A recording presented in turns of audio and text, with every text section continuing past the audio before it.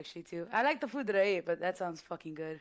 Yeah, I'm letting it cool off first. Which I find fucking insane. I try to eat pizza as soon as it's out of the oven, even if it fucking scalds me to death. Well, that's cool. So this time I'm not the one dropping 30 fucking back to back and said, I guess this time it's going to be you. Cool. What am I doing? You just said fucking like 6 times. Oh, sorry. Thank God I'm never going to be monetized on YouTube. Otherwise, this is going to be a real issue. Okay, so we should be up. It's going to be weird because it's going to be a screen cap. I guess I'll just leave it up on multi-stream. So you can see this, right? You can see my mouse and everything. Yeah. All right. So I guess we need to preface this. So we're starting off with Vita Carnis, and then we'll go into Urban Spook momentarily because I despise Urban Spook with a passion, as do 99% of everyone. But we'll see how you react to it, and then we'll finish off with Greylock. So, what do you know about any of these? Vita Carnis. I heard the memes of the tube snake The tube snake. or the meat snake. Vita Carnis is the one I'm the least knowledgeable about, if I'm being completely honest. There, All I've heard is like it has to do with the meat, like coming to life or some weird shit. yeah, I don't know what Vita Carnis like translates to. It sounds semi-Latin, but I don't think it really is. It's just living meat, I guess, life meat. I think it's supposed to be living meat, but I'm like, I No, don't think Vita Carnis means that, right? it's questionable at best. Uh, all right, so I guess with that, we're gonna watch the first episode and just kind of go through. So, it, I funny enough, I like that that got added in. Like you can clearly see it's completely different. Video talks about shows imagine it the imagery of graphic content continent con, Oh, continent it's starting out great. like gore, violence, death, flashing lights, and like a completely different thing. Viewer discretion That is continent advised. Yeah, fucked me up so bad. I like this too. I don't know if you can see this, but it's like blur, and then as it goes, it gets more clean. like It feels like they dropped it half of the way through on that. I think it's just because of where I paused it. But us kick off. So this is the one I know the least about, Vita Carnis. This one's called, or this one is Living Meat Research Documentary One Into the Crawl. So we'll talk about at the end of each of these because these are I think this is like the longest one to start off with. I think all the other ones I saw are like 2 minutes. But I'm gonna let it play. If you want to say anything, just say like hold on and I'll pause it and we can talk about it right then so that way you don't have to worry about like forgetting it. Okay? But Mhm. other than that, I'm just gonna let it play and then we'll discuss it at the end.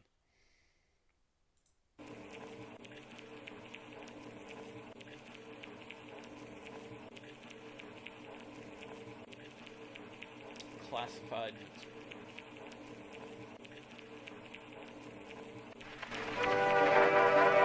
On planet Earth, life has thrived for millions of years. Creatures big and small have found ways to adapt and evolve to flourish in all types of environments.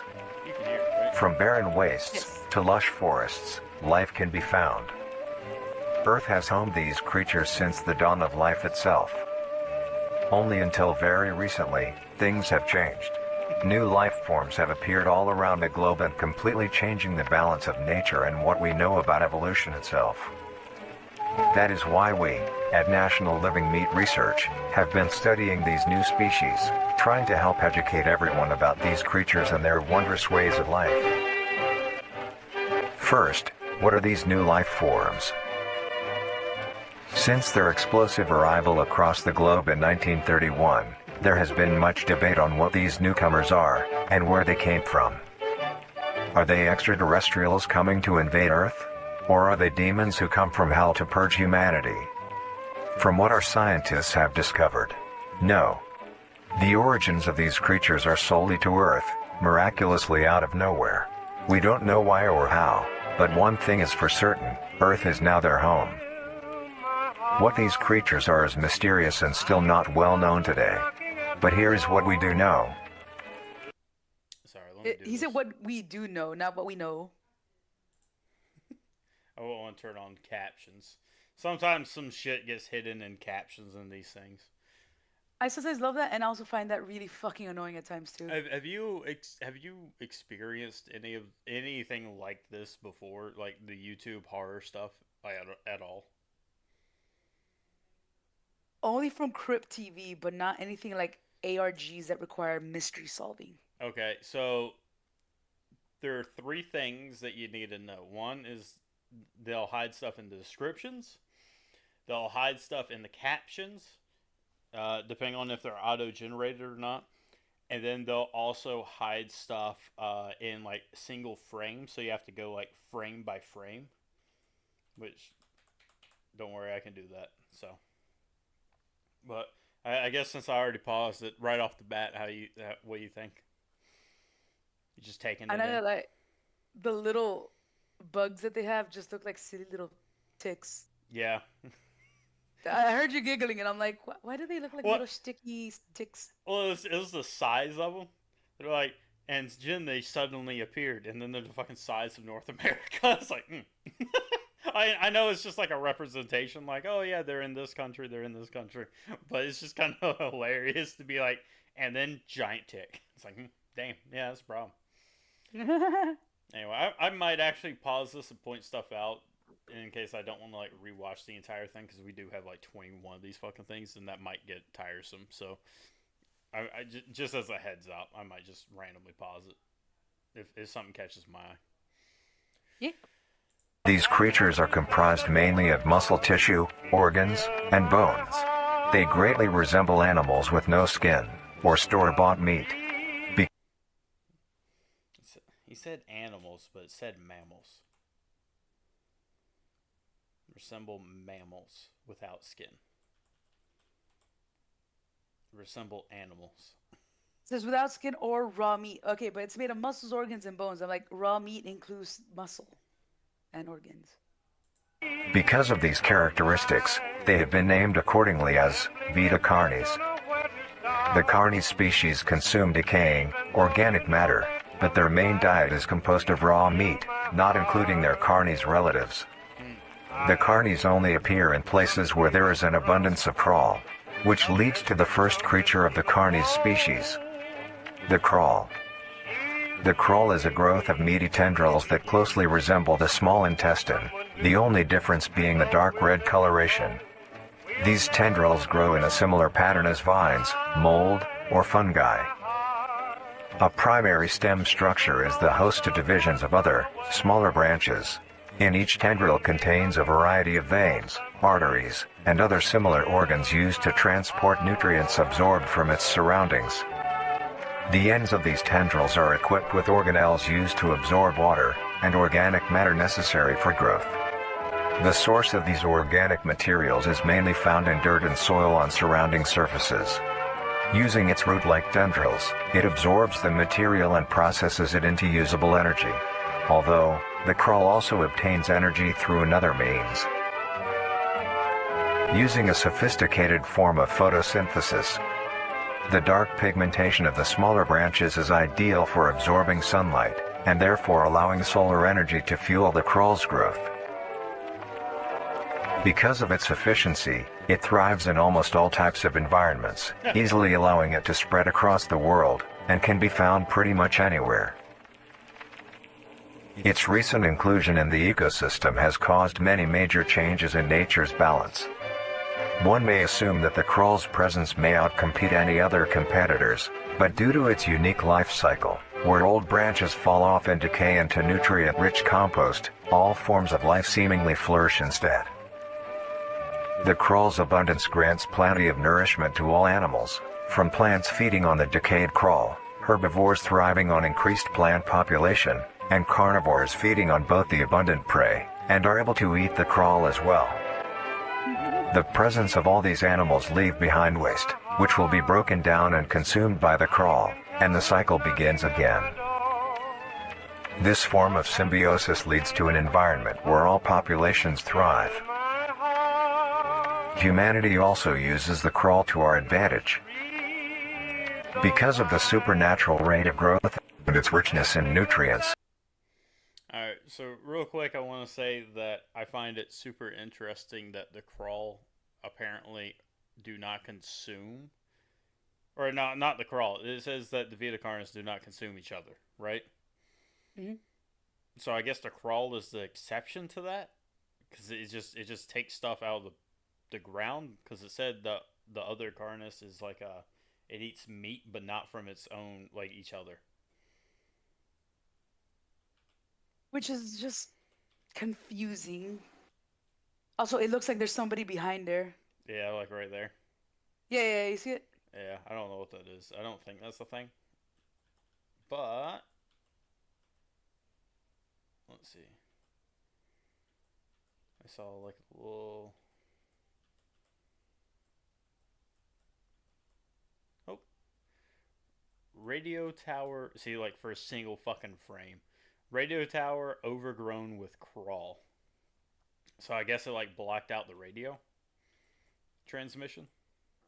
It mentioned that it grows in almost anywhere because of like the nutrients and shit. But I'm Yeah. like, there are places where there is no sunlight because of the way the trees and light is structured for like certain months on end. Oh, that's what stood out to you, not that it's growing in the fucking Arctic. Yeah, well, that's where I was thinking immediately. Like, how does it make sense for the Arctic? Yeah. That's what I'm gonna be curious about. And its richness in nutrients, it has been sustainably cultivated into domestic farms. The crawl is harvested and processed into fertilizer, which greatly increases crop yield and quality. The crawl may also be used as a food source for humans, and reliably so. But due to its unkindly appearance and taste, it has yet to reach cuisine standards. The crawl also plays a very important role in the next creatures that we have been studying. Sometimes, in a crawl-populated environment, a node of meat may develop on one of the branches. This node will fall off and grow into a functioning organism, and go to live on as an independent animal. This leads us to the upcoming species that we will be discussing. The first of these creatures are the trimmings. Oh, I fucking forgot about this. Shit, hold on. Frame by frame, is there anything before that? Yep, there's a whole ass load of things. Just out of curiosity. Let's go ahead and just set that default here. Alrighty. I want you to read these if you can. Get your peepers out if you need them. Right. Oop. I don't think I can make out fucking jack shit on that one. What do you think? Anything? Can't see what it says. It's kind of blurry on that. Yeah. Just that single frame of something happening there. Do do do do do. Bam. Something kingdom. The kingdom was some blank blank blank. You can't read any of that shit. Let's see. Discover new places and learn what? What do you think? Think that's what it says? And leave what? Or learn what? Yeah, learn what? And learn what? New places and learn what? And discover. I don't know. I feel like. Am I missing shit? Is there like a way to get more? I don't know if what you're supposed to do is like search up the image. I don't think so.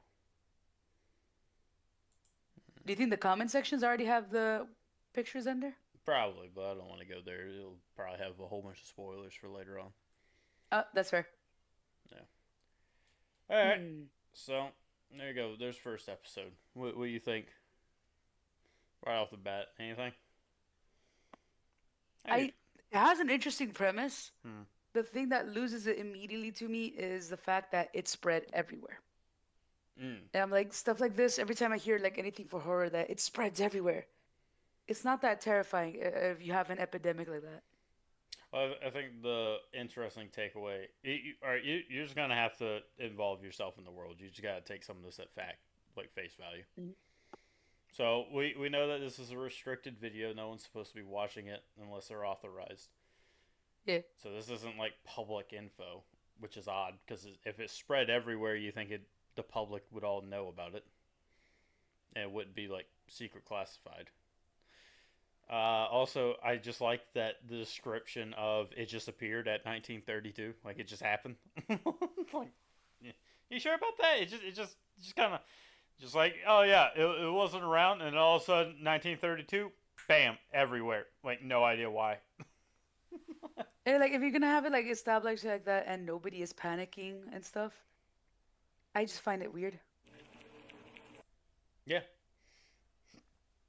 keep going with that. Same thing. Mhm. Jumping right on in.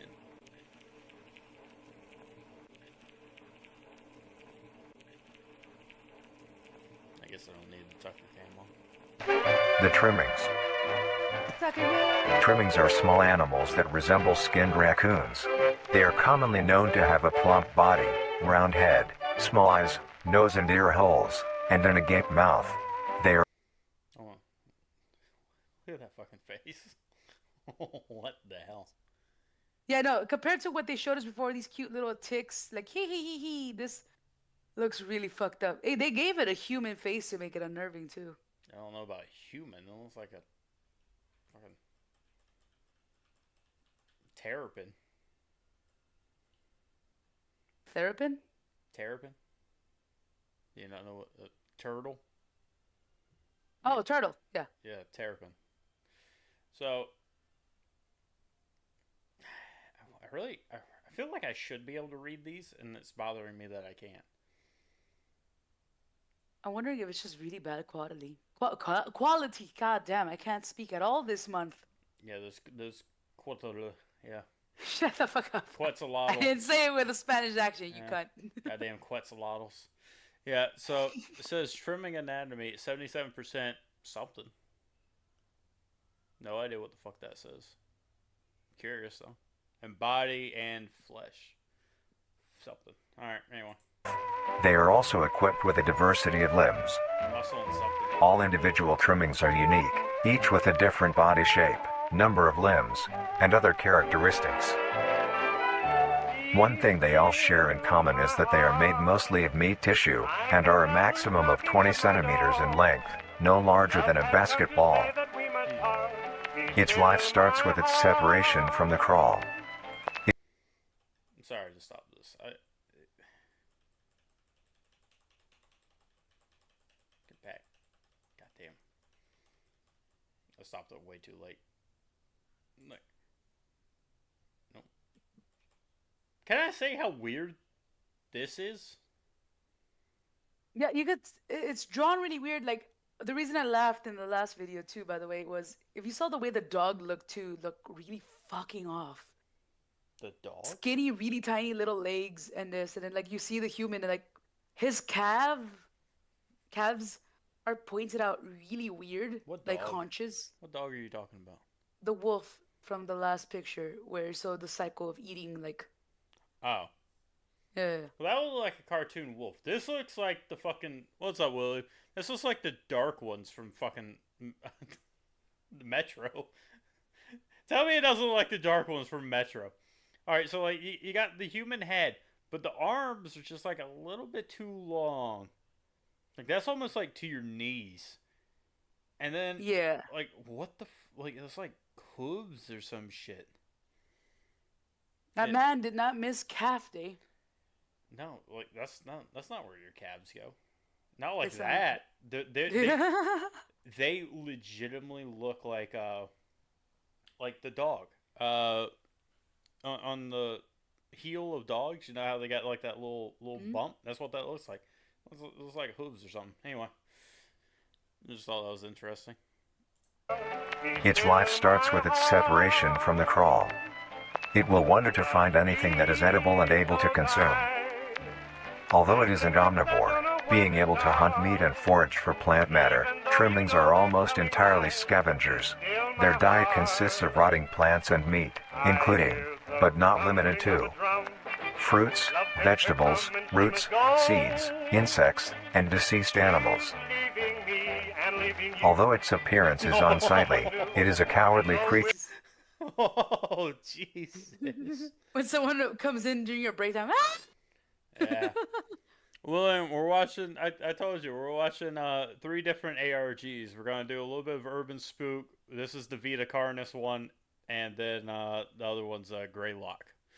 So, I want to point out you just gotta have to catch up. You've only missed one episode, which was the Crawl, which is just like a plant thing that has meat on it. You haven't missed much yet, I don't think.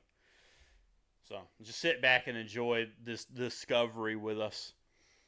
So I like that it said it's capable of hunting. But it's primarily a scavenger. I feel like we're getting lied to. It feels like that too, and they make it seem like it's tiny if it's scavenging off of stuff.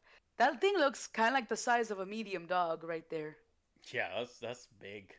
Well, it said no larger than a football. So I wanted to point out later on I want to look at these sizes and just see if there's anything like big about them.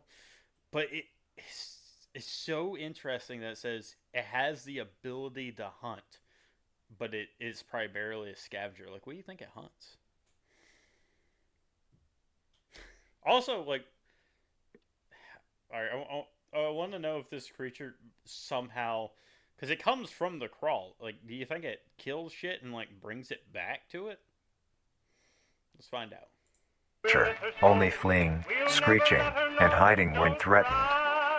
Because of its lack of defensive traits, it lies near the bottom of the food chain, making...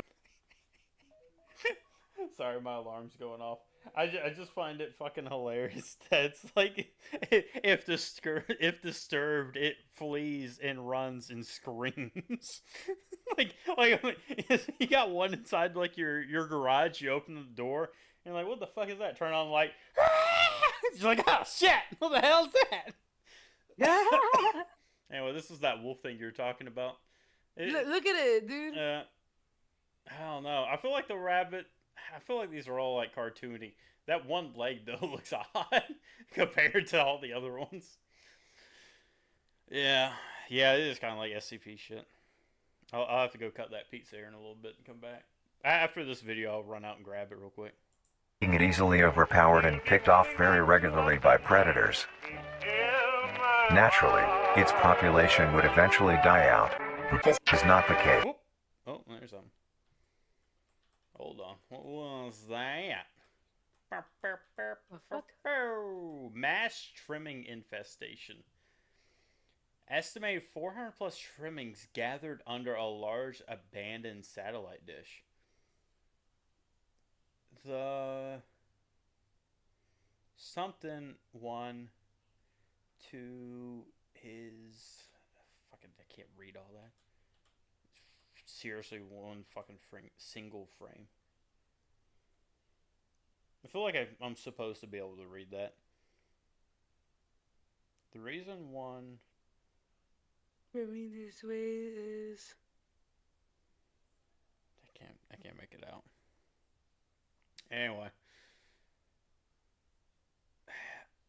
It says it can be hunted and it would expire, but except for. What the fuck is hunting that shit? Is not the case. The crawl constantly produces a large quantity of trimming nodes, keeping up their numbers.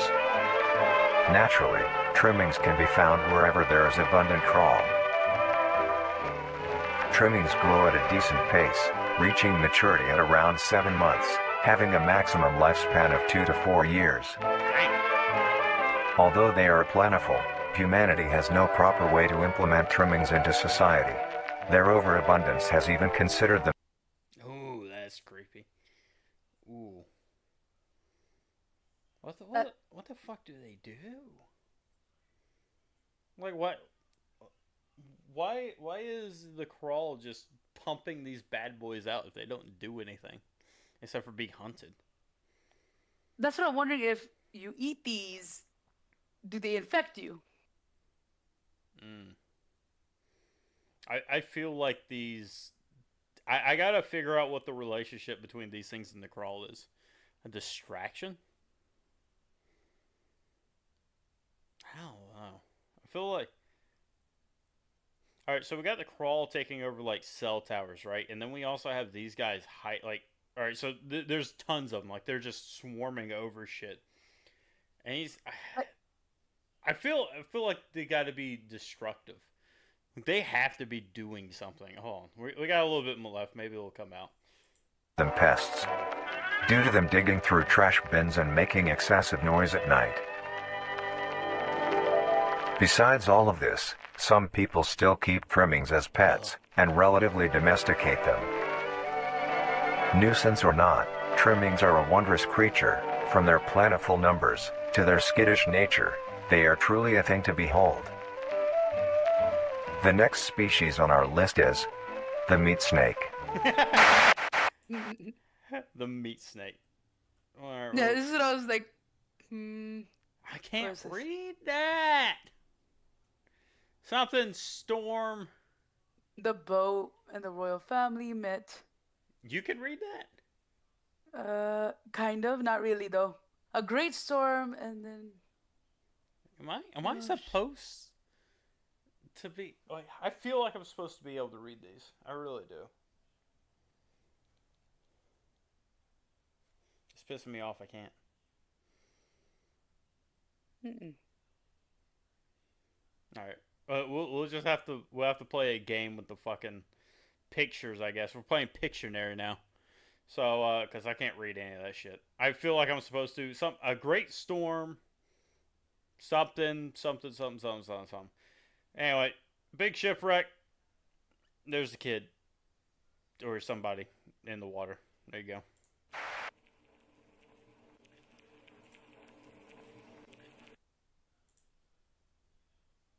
Let's get that meat snake going. Yeah, skip all these goddamn ads. Oh, well, there's definitely something there. You can see the fucking viewership spike up. There's gonna be something there, and then there's gonna be something down here. You can tell where they skipped immediately to see the stuff that they need to see.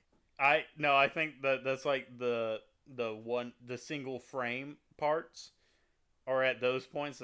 So it's like people stop here and then they rewind it back to go see what the single frame image was. Oh. What the hell did you? How did you already get caught on the fucking? What did I do?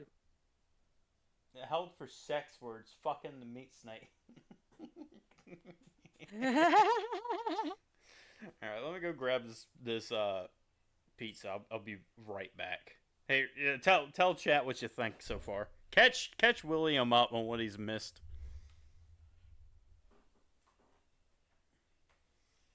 Yeah, he can't hear you. He can't hear you. No. Sorry. I'll be right back. I don't have it set up to capture your voice on this screen. Sorry.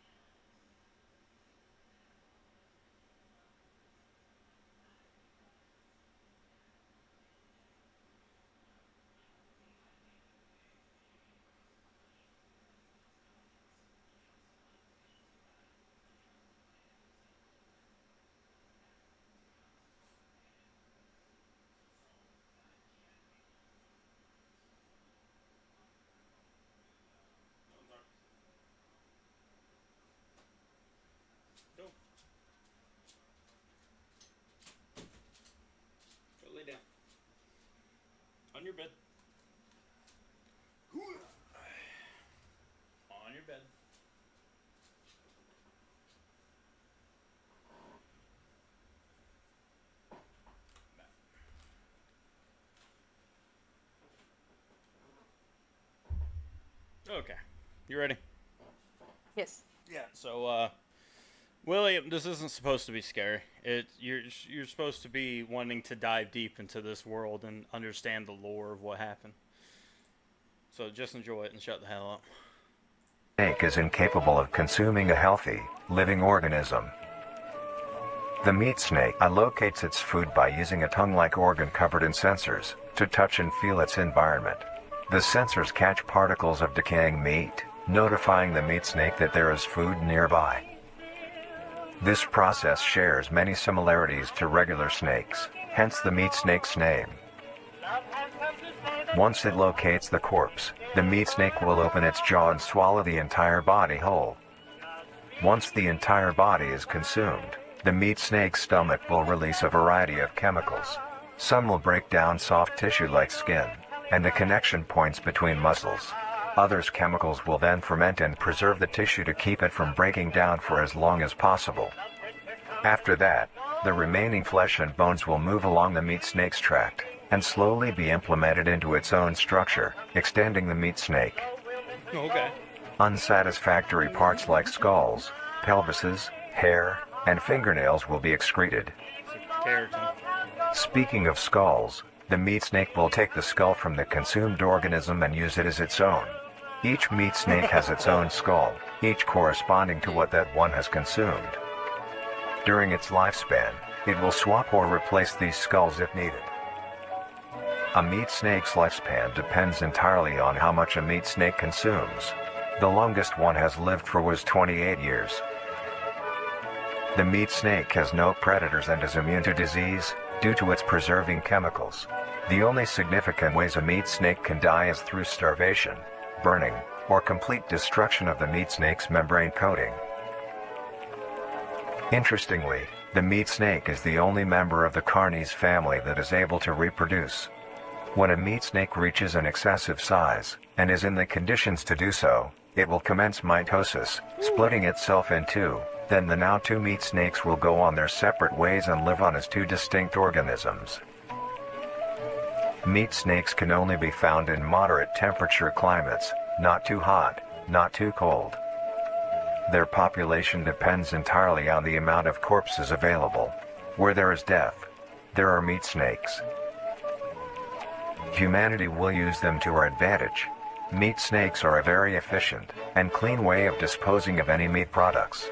The preserving fluid within the meat snake's body disinfects the carrion, preventing the spread of disease. Humans use meat snakes in butcher shops as a waste bin, dispose roadkill, within war on the battlefield to dispose of festering bodies and parts, and within zoos to dispose of deceased animals. They are extremely tame, not caring if any creature is around them, only acting defensively when it is within consuming a meal. This means they are very easy to tame. Overall, meat snakes are a marvelous creature with a very interesting way of sustaining itself. It is an amazing experience to encounter one, as long as you don't mind the smell. Our next creature is the mimic.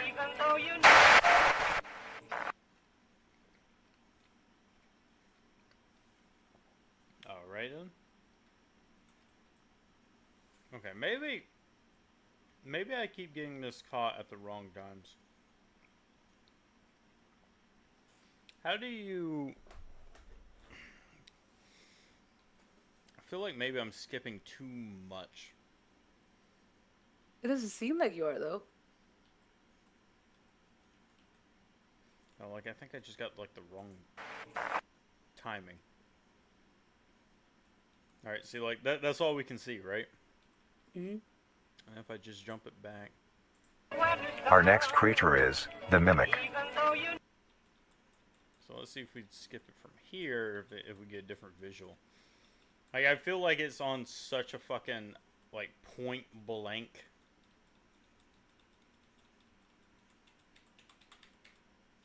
Like, frame perfect. Like, I don't he goes into a cave or some shit, I think.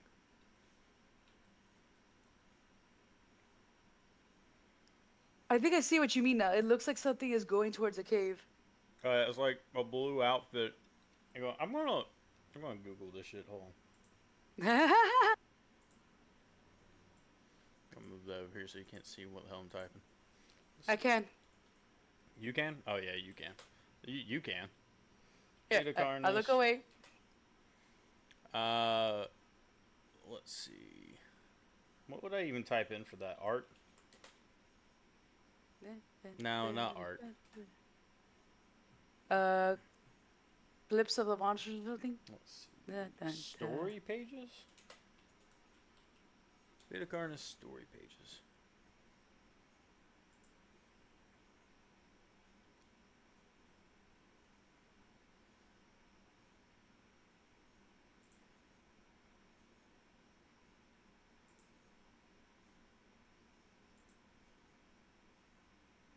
I just want to see if there's like super clear versions of it somewhere. You know?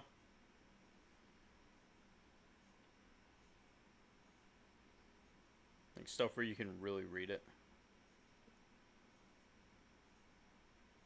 Doesn't seem like it. Oh, wait, oh. God damn it. Alright, so why can't we see this at the time? Alright, so check this. Oh, I can look now? Yeah. Okay. Here's what we're looking at that we can't see on this fucking thing. So somebody did reverse the image. After being stranded at sea, the young prince eventually was cast to an island, led injured. Sorry, I can't see that part. Prince stumbled his way onto a nearby cave. The prince used what magic he could to put himself into a healing sleep. Yeah. Oh, I think I might be getting something, but I'll save my comment to the end. Well, I wonder if I can get the other pages. There's that one, right? The first one, it's right there. What? I don't think so. These are all like later on. If you're watching, you're getting spoilers. Sorry.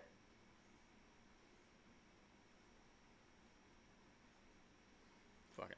We'll wait till the end of the series, and then I'll just play through all of them, and we can see see if that alludes to anything. Sound good? Yeah. There was one I missed back here where everyone stopped at. Apparently I didn't see that as Conditions, like natural disasters, war, or plague, it can greatly surpass. There.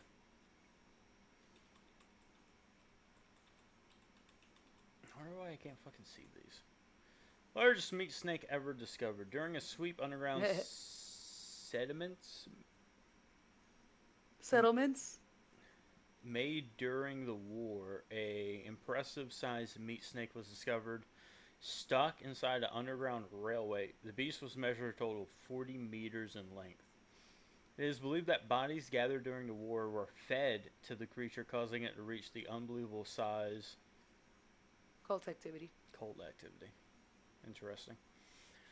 So, really interesting that this. It seems like the Vita Carnis thing is like multiplying rapidly. Like these three are just pumping out fucking creatures. Like, I mean, the trimmings are just like spawning nonstop. The Vita Carnis is spreading so much, it's like taking over towers and shit.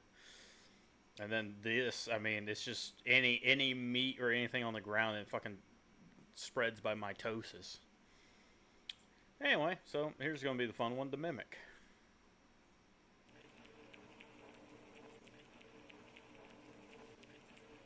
Yeah, we'll look up the story at the end. The Mimic. The Mimic is a bipedal creature with uncanny similarities to humanoid anatomy. They greatly resemble humans without skin, with added exaggerated features. These features include extended finger length, longer limbs, bulging, empty eyes, and their most prominent feature, a wide, teeth-filled smile. Although it resembles a happy face, this is due to coincidence, and is only how their facial structure is shaped. The maw of the Mimic contains much more teeth than humans, and their teeth is comprised almost entirely of incisors, with some canine and premolars in the back. This tooth composition is ideal for biting down onto meat and swallowing chunks whole. A mature mimic's diet is comprised entirely of human flesh. Dang.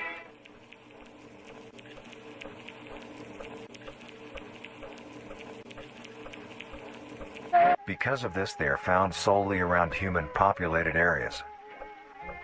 The mimic's life cycle is made of 3 stages. In the first stage, a young mimic separates from the crawl. They closely resemble their trimming relatives, but are thin, sleek, and only have 4 appendages. In this stage, the young mimic will hunt small animals, moving on to larger and larger as they grow. Once large enough, it will begin metamorphosis into the next stage of life. Once fully transformed, it will resemble the description mentioned in the beginning. Its hunting style changes and becomes much more complicated. It now stalks and feeds only on humans. It will locate human-populated area and begin its search for an easy target. To blend in, it may use objects to conceal itself. These include clothing, mannequins, and furniture. Once a target has been found, the mimic will observe its prey and learn its routine and when it is most vulnerable. This is typically when the human is asleep at night. Once the prey is within position, the mimic will advance silently until it is close enough. The mimic will then execute and immediately begin consumption. Once the mimic has had its fill, it will leave the scene, a fair distance away from the human population, and begin to digest its meal. Damn. Although, in the case that a human is awake, a mimic will use a variety of sounds to either lure or startle prey into cornering themselves. Once a human is in place, it will swiftly attack and kill the helpless target.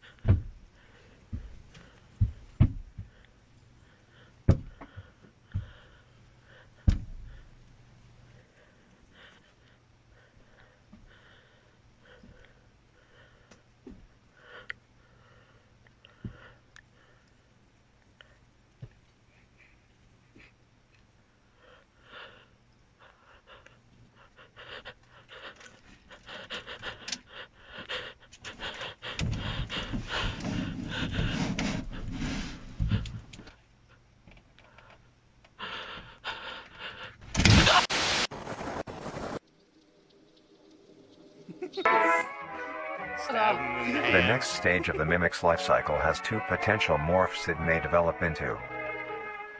If a mimic has a consistent supply of food, it will develop more human-like features. It will grow skin, hair, and by the end will look nearly identical to a human being. Ooh. It now can blend entirely into civilization and lure other humans more effectively. The second type of morph happens when a mimic receives an overabundance of food. It will grow into a larger, more evolved hunter. Its proportions will increase in length, and Five its Nights at Freddy's. Yeah, kinda. So, I'll wait. What's going on, Billy Bob? Welcome to the group. Get to enjoy this with us. humanoid features will fade away. It grows a thick, dark coating of a flexible skin, which is highly durable, and increases in strength the more the elder mimic consumes. This excludes the face, which is now coated in a pale pink skin. The mimic's teeth have also moved deeper into the mimic's throat, leaving its mouth a toothless grin. It uses the dark hue of its skin to hide seamlessly within a dark environment. Its skills have also been heightened. This makes an elder mimic one of the most efficient predators on the planet. Because of the obvious threat this poses on humanity, Nations around the world have released instructions on how to be able to fend for yourself in a mimic encounter. Here are the instructions. 1. Avoid going out alone if your location is known to have mimics, or there have been mimic sightings. 2. If you encounter a stationary mimic, seemingly unfazed by your presence, quietly leave the location and alert your local authorities. 3.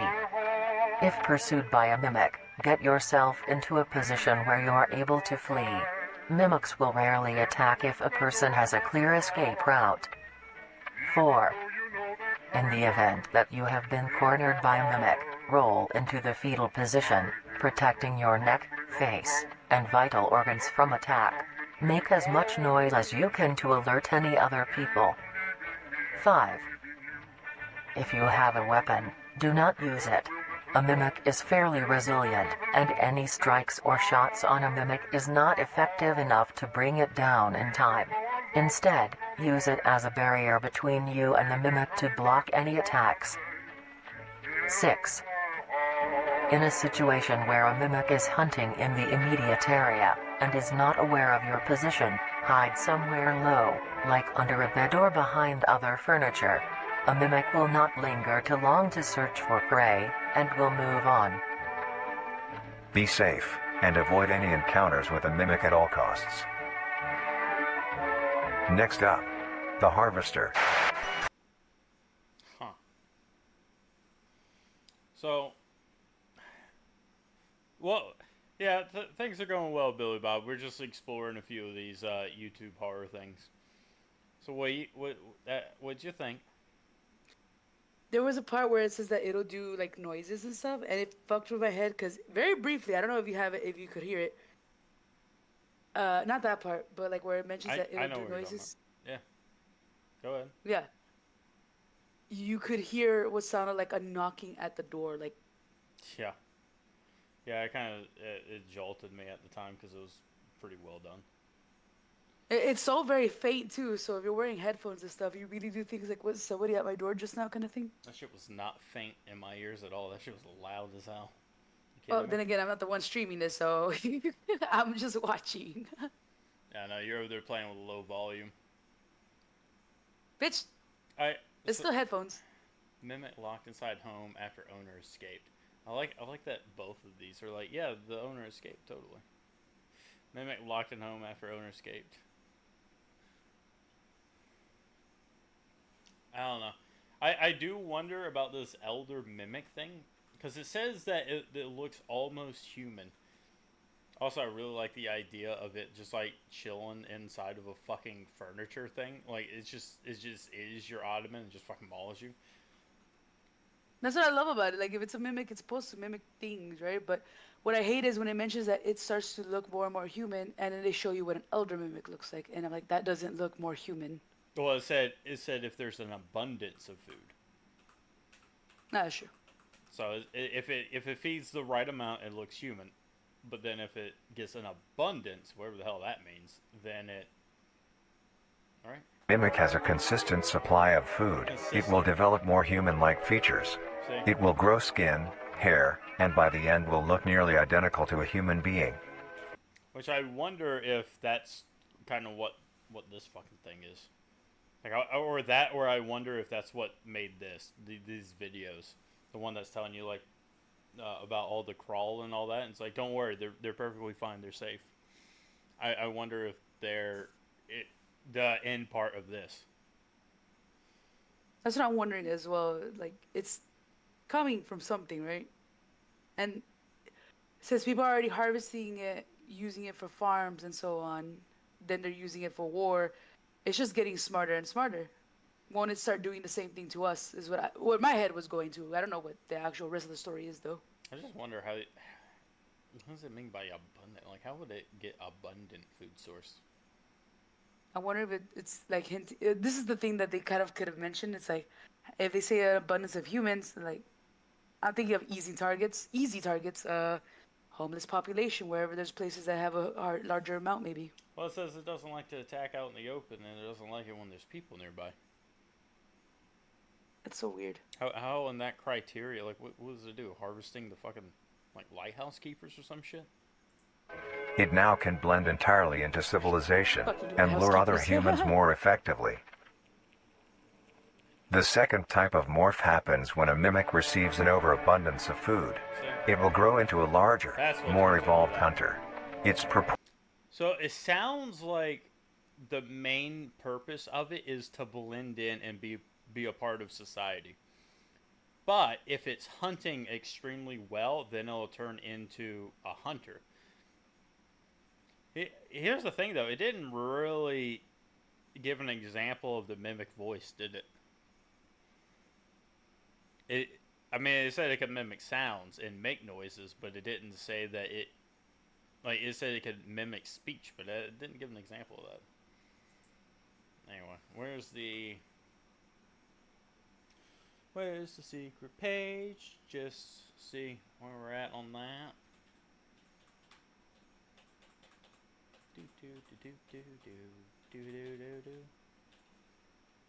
Boom.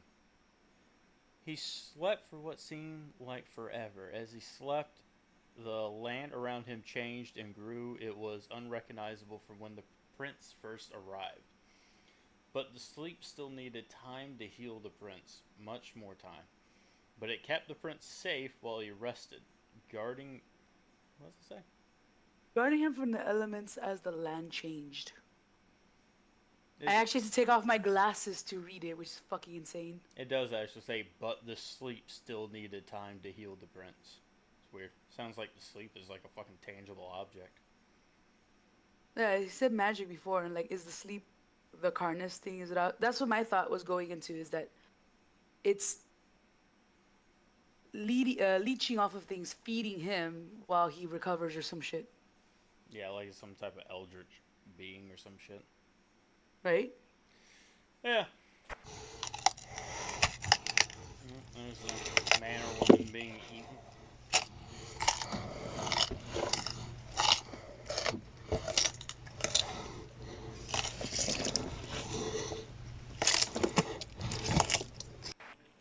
Okay. I want to mention how fucking tall that thing is. That is not a small thing. That's a big fucking dude. All right. Well, now we've gotten into the the actual creatures. Let's keep this going. Oh, is there anything else you would like to talk about with that previous scene? Did it get you? Did you get a little spooked? A little spooked? A little bit, but then I saw the giant claws, and I'm like, why does it look like really skinny not Vienna sausages, those red sausages that you can buy at the store for barbecue? Red Hots? Yeah, red hots. You know exactly what I was talking about. They look like they've been skinnified. I do not enjoy you taking the piss out of this. What? You said you wanted to start off with this one. Yeah, it's the middle ground. The Harvester. We should start off with the bad one so you'd have more appreciation. The Harvester is a large, bulbous mass with a large amount of... It's soft in comparison because she's fucking yelling all the time. Like, I'm in the yellow, she's in the fucking red. I mean, I can lower. Bitch. I mean, actually, she is a lot quieter based off of that. Like, she's already set to -22.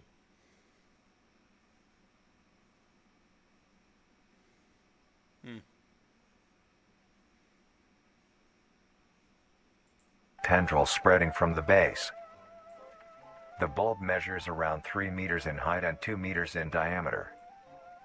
The tendrils, how about that? on the other hand, can extend up to Kinda reminds me 150 a little meters bit in of Mass diameter Effect. horizontally. The Harvester is a specialized form of crawl that grows in a unique and deadly way.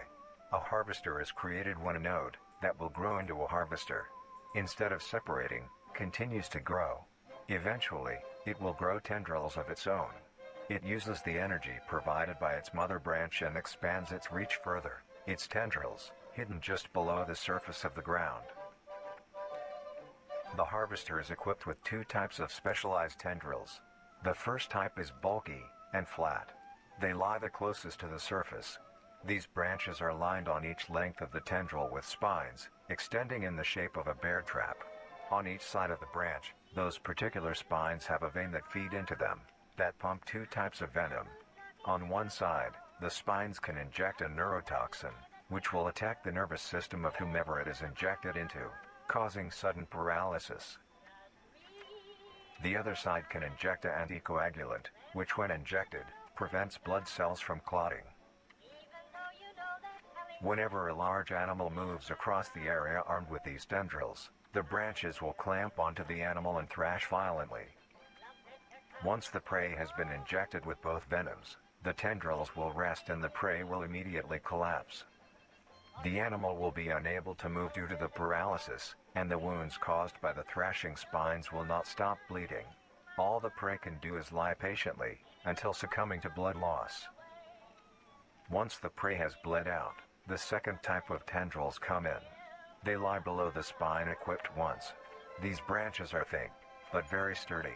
They share similar anatomy to the small branches of the crawl, equipped with organelle that absorbs nutrients.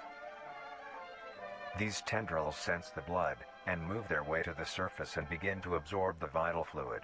Once the blood has been consumed, the tendrils will wrap around the body and begin to shuffle downwards. This movement loosens the soil and slowly pull the body underground. Once secure, the tendrils will continue to feed until there is nothing but scraps. The nourishment. Okay, so we essentially have a vampire plant. A more fucked up Venus flytrap, yeah. Do we have a Dracula plant here? So, Why did you do such a Nicolas Cage voice? it's a reference to Red Letter Media. So, and all right. So in this diagram, it doesn't seem like it's attached to the Vita Carnis, unless that's just like going over the top or the crawl. Sorry, the crawl. Right. But Yeah. I will say that in comparison, I completely understand now why people are not concerned with the trimmings and all that shit when you got this going on. Like, that seems like a real problem. Somebody should work on this. Hell. It's one of the things I was like, why is the mimics not that big of a problem? And then if this is the case, how often do people fall into these traps? I feel like it's got to be super common. Yeah. I mean, maybe if all this kicked off in the 1930s.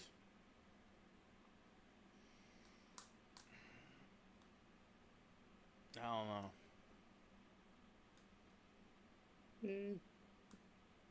I don't know. We'll get further into this before because I got so many questions and I don't have enough evidence to really make any conclusions or thoughts about it. So I'll keep going.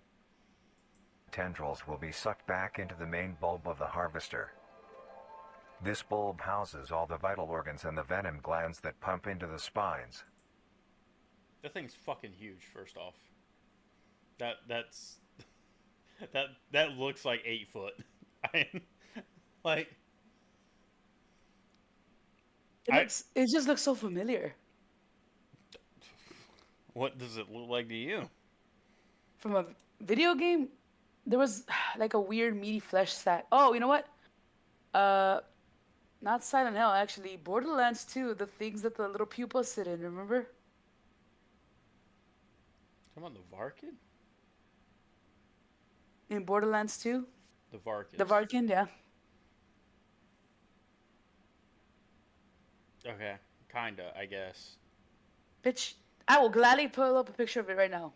I know it's one. It sits on the stalk, but two is completely different. Creatures, and you're not accounting for all the things underneath the ground. Yeah, no, of course not. I was just saying the bulb. Yeah. Okay. So here's the other thing. As I was saying earlier, I do not see any crawl at all. Mm-hmm. So, like this, like what happened to the crawl? It just get fucking just turned into that. Like this is what it is now. Okay. The nutrients are then converted into usable energy. Can you shoot it?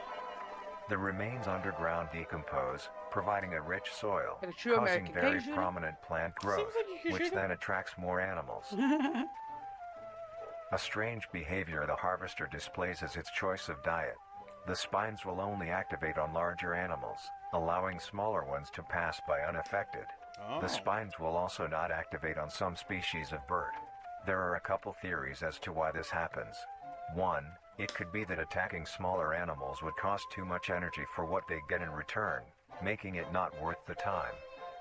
Another could be that smaller animals may attract larger animals or predators, allowing a safe place where prey may thrive and lure more predators. It truly is astonishing. Although it is a spectacular creature, it is also very dangerous. No The shit. harvester is decently rare, only populating sparse areas in the northern hemisphere and woodland. Sparse areas, motherfucker. That's majority of the world. Hey, half of Mexico is safe though.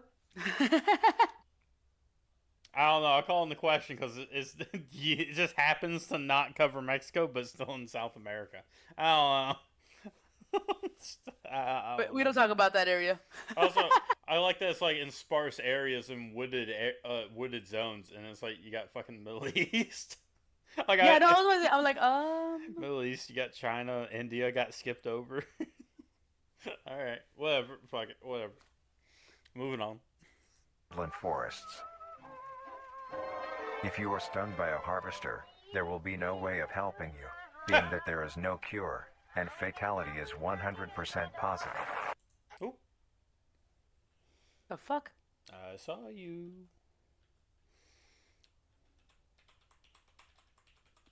Oh. Family attacked by harvester while hiking. Authorities refused to handle the harvester, only putting up warning signs and addressing the public to be careful. Something, family. Oh, 4. Something, a walk. Harvesters. I can't fucking read that shit. Yeah. So this is interesting because you know what my first thought that thing would be? What? Flamethrower.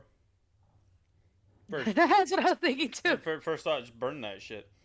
And I wonder if it is saying this in the sense of like, yeah, the authorities are not like doing anything to get rid of that, like as if they you know the typical thing is like, oh, they're working for it, or I wonder if it's like impervious, or if you started attacking, all of a sudden the vines would start like going fucking haywire, or it just grow again. You know, something like that. I need a little bit more. I mean, it could fit it in. There's still a lot of time left, but I find that curious. Yeah, it is particular. The best thing you can do is avoid encountering a harvester in the first place. No, you don't say. If you are hiking, take note of any warnings or signs saying that there are harvesters around. If you also notice an abundance of lush, ground-dwelling plants in a forested area, and there are no signs of wildlife, this All right, real quick, I also want to say that it's saying this, right? You have to have like lush green area. Mm-hmm. Lush green, Yeah. my ass. What? That's out in the middle of fuck all. I mean, I guess it's winter, but these trees look fucking dead as hell. Like that, those are burned over there. What are you talking about? Lush green. Here's the other one. Also, Yeah, I feel like the photo's like really close to it. Considering. that too. It's like, do you know where they are, or are they landmines, or what? Like, I don't know. is around. If you also notice an abundance of lush, ground-dwelling plants in a forested area, and there are no signs of wildlife, This is suspicious and you should leave the area, staying close to the base of large trees or rocks. If you find yourself in the middle of a harvester ground, do not panic. Sudden movements may activate the tendrils and will inject you. Although a harvester is rather forgiving, do not risk any skittish movements. Remain calm. If you have any objects with considerable heft, like coats, backpacks, or full water bottles, gently take that object and lightly toss it towards the bulb, and away from your escape route. This will activate the spines on where the object lands, distracting the bulb for a moment. You will then slowly begin to do wide shuffles away from the bulb. If possible, throw another object when you are certain you are a fair enough distance away, just to be safe. Continue until you are completely sure you are out of harm's way. You may come out unscathed, but don't be too obnoxious, or you will be a harvester's next meal. Next up is the host. It says to distract the bulb as if it has like cognitive abilities. Like to distract it. Like how like I understand the idea behind it, right? Like you're triggering it and it's, you know, doing the tendril thing on that specific area. But it seems like it's got some type of awareness. Because I really like at the end where it says, at the very end, it has, don't be too obnoxious or else you'll become the harvester's next meal. As if, like, even though you left the danger zone, it's still, like, a threat to you. Now, what do you think about it? I find it very contradictory because it's talking about how it won't attack smaller creatures to let the population grow. But then it's like if you see a lush place but no animals in sight, then to watch out for it. It mentions certain things won't activate the thing. So it's like a jacket is not heavy enough, let's be honest. Backpack, yeah. But are you really telling me a jacket is enough to make those claws snap out? So Barb, sorry. I feel like you might have picked up on something. That right there. Is suspicious and you should leave the area, staying close to the... Oh shit, it was too far. You see what I'm trying to get. If you also notice an abundance of lush, ground-dwelling plants in a forested area, and there are no signs... That. It just said it just said that they don't trigger on small animals, and then it's like, but also if you see absolutely no fucking animals in this location, you should leave. Like, well, I thought the small animals were fine. So, I think that this thing legitimately just attacks and mauls everything. I don't think that there is a safe anything with this. I'll be 100% honest. ...of wildlife. This is suspicious and you should leave the area. Just no signs of wildlife at all. Alright, well this looks interesting. You ready to hop on? You have anything else you want to say about this? What do you think about it so far? Are you intrigued or you sound like you're almost annoyed? Annoyed at the harvester because it seemed like a really good idea and then it started contradicting itself. I think that's on purpose. I'm wondering if it's giving us like false information. That's also the feeling that I've been getting from this. It's like it tells you one thing that might be true, but you don't know which is the false one too. I believe that. I think it's like almost like bits of it are corrupted and almost like lying to you, but I don't know what parts of it. And I think there's just enough information. All right, so you know what this sounds like to me? This sounds like those like weird government PSAs to where they're like truth, truth, truth, and because I said all these things that are true, here's a lie for you. I mean, I got 3 other truths behind it, so obviously, like, you're gonna just believe the 4th one. I feel like this is it'll line out like all the things that people already know, and then on that last bit, it'll be like, yep, Yeah, it doesn't trigger on small creatures, and then it's like lo and behold, it does though. Yeah. Also, I couldn't read that last part either, so. Yeah, well, like I said, we'll look up the cleaned up versions at the very end. So, and I feel like that's better than trying to memorize it as we go. Just see what the story is at the very end for that. Good. Uh, if you're wondering, by the way, Hmm. I on my main account have liked and subbed to all of these, so I'm not logged in on this one. That's why. But I if was you wondering, like like, I it, thought you've definitely do seen that. these. I mean, I watched a thing The on it host like of 2 years influence. ago. The host of influence, more commonly referred to as the host, has its name derived from a host who invites guests to an event. Not to be confused with a host, a harborer of parasites or disease. The host is a semi-humanoid looking organism. It has the structure of a head, torso, and arms. Other than this, it shares no other characteristics. The lower half of the host is comprised of a mass of fibrous tissue and tendrils that burrow into the ground to hold the host in place. Instead of skin, the host is covered in muscular tissue fibers, tendons, and veins. In some parts of the body are covered in a meaty plate, used to cover any large exposed areas, but allowing movement. The host's head has a smooth surface where the face should be, attached to a crooked neck, which houses a slit in the front used for feeding. On the host's back is a mound of pores. Protruding from these pores are hollow, hair-like structures, extending outwards. These hairs are barrels that release spores produced within host's body by being fired into the air. These spores are hazardous, so keep clear of them at all costs. Shit. Luckily, What the hell was that? Yeah, that was very fast. Well, it's always. Calm down over there. I try my best. What the hell? Looks like cultists. Yeah, I guess we're going back to the meat snake cults. Meat snake. Well, that could be fucking anything. Yeah, I got no clue what that is. all costs.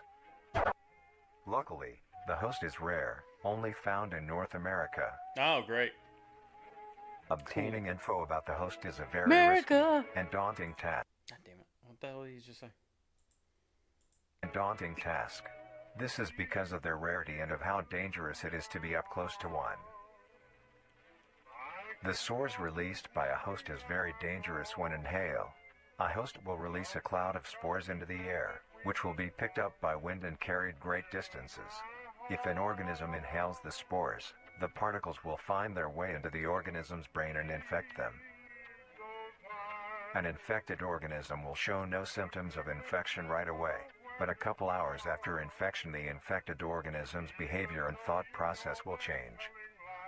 The first symptoms that appear are restlessness, sluggish movement, numbness of joints, and lack of coordination. Then more serious symptoms appear over time. These include dizziness, migraines, impaired speech, and trembles. If you, or someone you know show these symptoms, contact poison control or emergency services. After a total of 6 to 7 hours after infection, the organism will cease all activities they were previously doing and begin to walk. The direction the infected will walk is towards the host whose spores have been inhaled by the infected individual. If the infected makes their way to the host, they will kneel down in front of it, expose their vital organs, and the host will promptly gut and remove those organs. The host will consume them and discard the leftover scraps.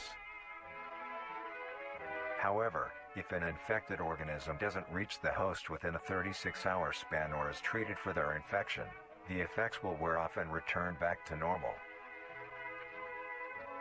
If a host is unable to find prey or doesn't like its current location, it will unroot itself and move to a new location. Their scarce numbers and the hazard of being around one makes getting info about the host very daunting. All you need to currently know is that the host is extremely dangerous and should be avoided at all costs. Next, the monoliths. What the fuck do you mean it uproots itself and then goes to a new location? Oh my god, we can actually read this one. Although one day the critters found the cave while searching for food, they found the prince entranced in his healing sleep. The critters were so awestruck and enchanted by the prince's magic. Interesting. So, well, the host is kind of terrifying. He's just carried by spores, and then you just go to the fucking abyss and go die, I guess. Yeah, well, that's something I was wondering, like, because I don't know if you saw in the beginning, it mentions that it's a host, like those who are gathering a party, not like the ones that has a parasitic, that carries parasitic diseases. I'm like, spores still count as that. You try to make it seem like it was nice and friendly, like, oh, like a host at a party. And then it switches over immediately to be eviscerated and disemboweled. Yeah, I don't think it was meant as in a nice way. Yeah. I think it was saying it wasn't a parasite. It was more of a. Never mind. The thing of it is that I find interesting is that it acts like it can't move, except it clearly can. Like we mean it can uproot itself and move. Like what does that mean? It can just get up and move. Like where is it? Why does it pick the places it picks? Also, if it can just disembowel, man, like is it super slow? I feel like it'd be easy to track. What I need a thing that says like why they're not burning these or like attacking them. Yeah, so far they haven't really given us a reason why they're not being killed. Why only North America? That also true. What makes that so special that they're only there?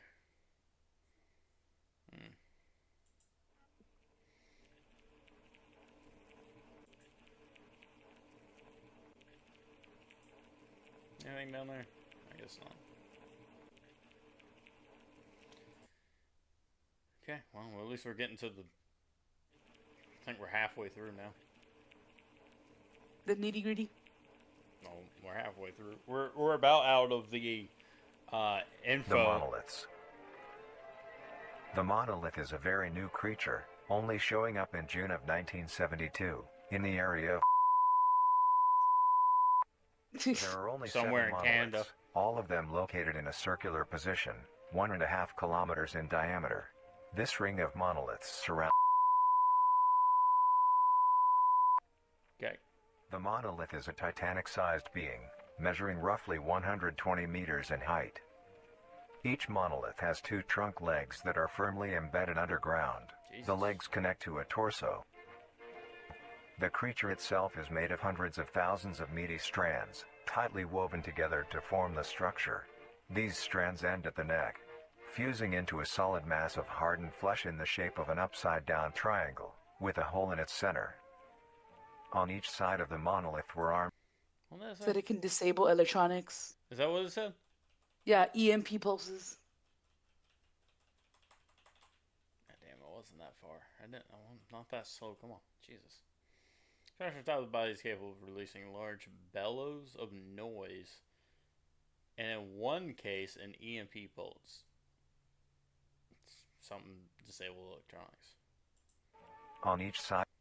Arm tendrils will sway and something. Strike any threats or any large objects passing the perimeter. The perimeter. Side of the monolith where arms would be. There are dozens of long, rope-like appendages. These reach just barely to the ground. At the creature's feet, the strands go deep into the earth and extend horizontally. Alright, I know this is going to be super early. And just keep this in mind, I don't remember really anything about this, so don't think I'm actually speaking true on this.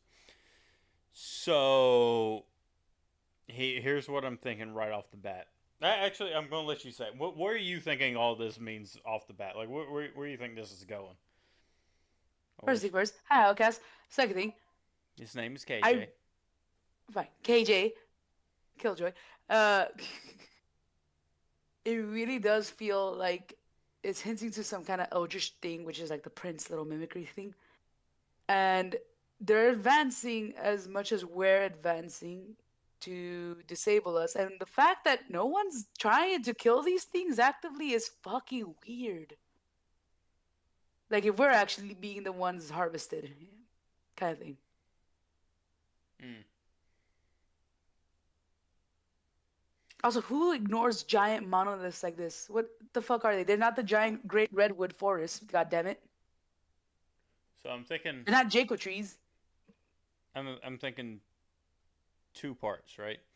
So we got the cult. We have the cult going on in the background, and they're feeding whatever the fuck this thing is. Like they're spreading it. So I wonder if this video is made by the cult or quite possibly the human versions of the Vita Carnis, or the what are they called? The mimics, the human versions of that, right? And when I see that, the monoliths in the big circle, the first thing that comes to mind are like fairy rings. And I wonder if the quote unquote location that is like blanked out, what's actually in the center of that is whatever the fucking prince is. And I wonder if in the 1930s they like explored that or uncovered whatever the fuck that being is that's down there, and the Vita Carnis is feeding that creature and trying to heal it like super fast. Like they uncovered the quote unquote magic that's healing him, and now it's just like it's spread all over to try and like wake it up, and that's what the cult's worshiping is whatever that fucking being is. And obviously they got to be in control of the fucking world governments and stuff. Yeah. Especially because like it said one case of EMP pulse, but I'm like, how strong is the perimeter for that EMP pulse if it can knock down electronics? You know? Yeah, we got a lot more to go. I feel like there's gonna be a reason why it released that. A decent distance away. What the monoliths do is simply stand and do nothing. The only activity documented that the monoliths have done was in during this. I'll point out that's a fucking huge distance in between those two. So this circle is like fucking like 3 towns worth. Period. They were extremely aggressive. When the group of were making their way pause. to the city. I know how this sound. Do you think if you put captions on, it'll actually show it? When it does the beeps? I thought about it, but the earlier ones were auto-generated. Let's see. I was pretty sure when the group of... No. Were making their way to the city. The monolith that they had passes roared a deep bellow and swung its appendages at the team, completely wiping them out. Dang. When military vehicles were dispatched, once they got close enough to... So I think they had access to that creature, whatever it is, and they started harming it. And this is like a defense mechanism to it. Top the monolith, it roared another call, this time releasing an EMP blast, completely knocking the vehicles out in the vicinity. Finally, long-distance rockets were fired and struck the creature.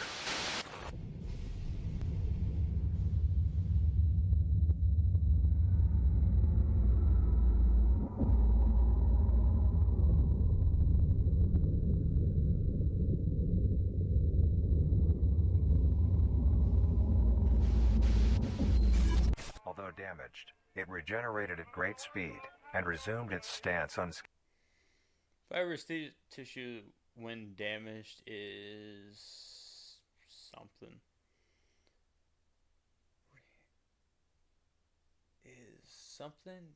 I think that says to redirect, Scathed. repair. To redirect or repair itself in.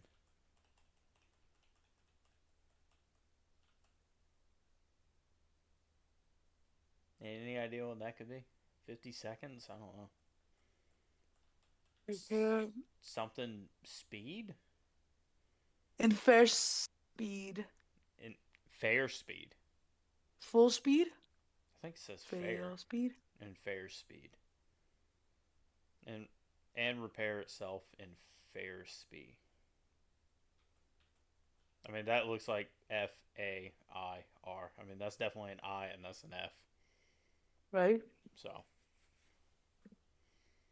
unless there's another word. Hmm. What else says? Damaged. The fibrous tissue, when damaged, is blank.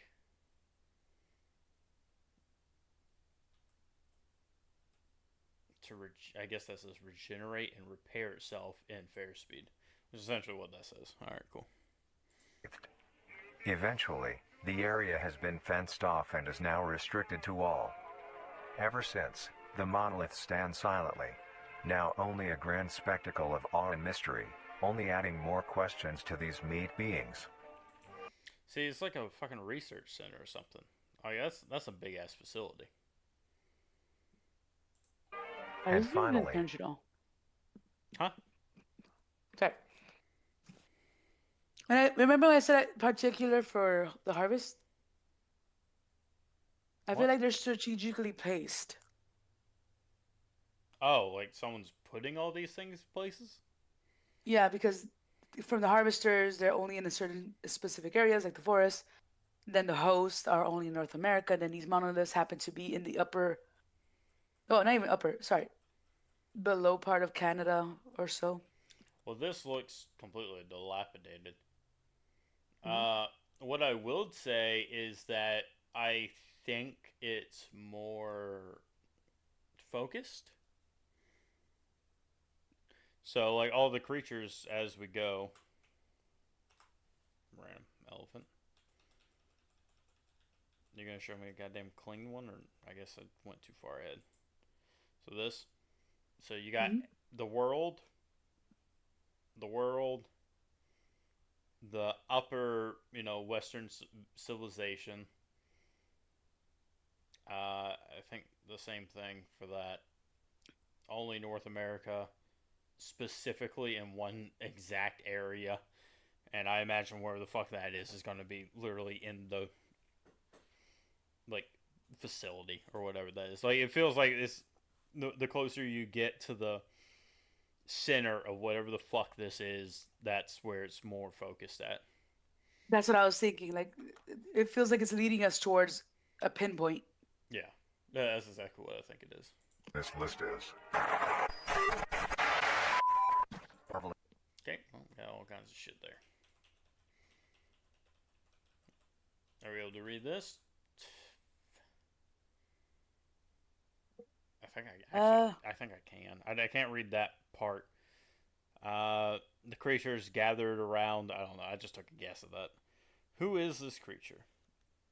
Who are? Why are they here? Are they dangerous? A thought. Something. What if this creature could use its magic to help them? It may grow food or heal sickness. They continued to argue about the prince and his magic. In the end, the majority of the critters agreed that the prince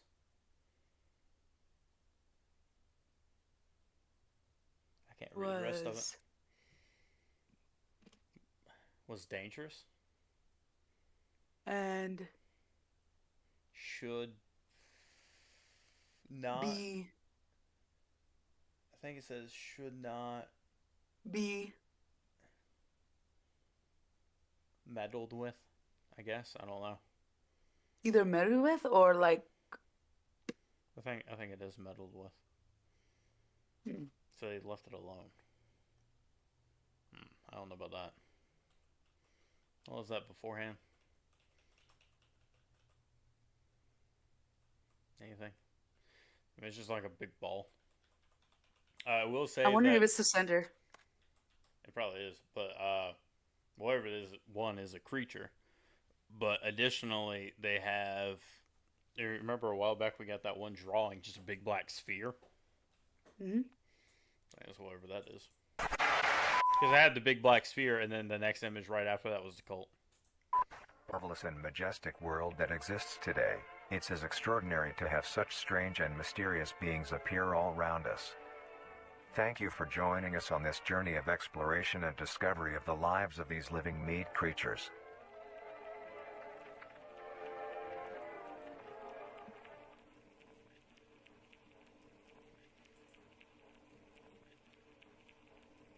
Alright, and then this is all in totality. Like, this is literally all the ones that we just watched. I just really quickly want to see if the image for the stories are cleaned up in this version.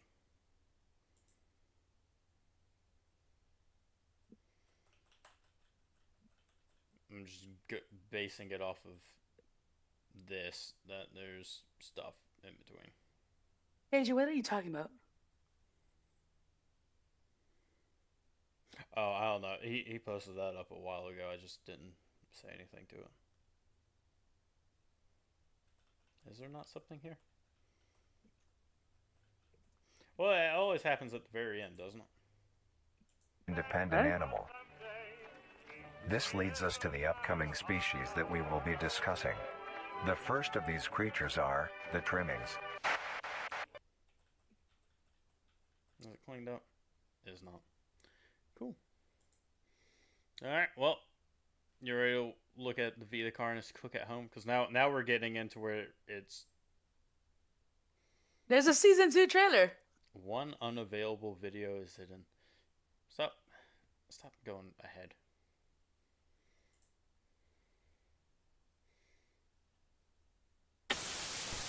This could be the greatest discovery of the age. Let this feeling in. Have any Jesus information of the whereabouts of Hold on. Oh, let's take a look at that. Yeah, I real was reading quick. that for a second. You didn't read any of it. You got poplars over there. Poplars. Alberta. So Canada. Yeah, Canadian. Medium blank. If you have any information concerning 1988. Intraprovincial product of sensitive materials wanted by the CSIS.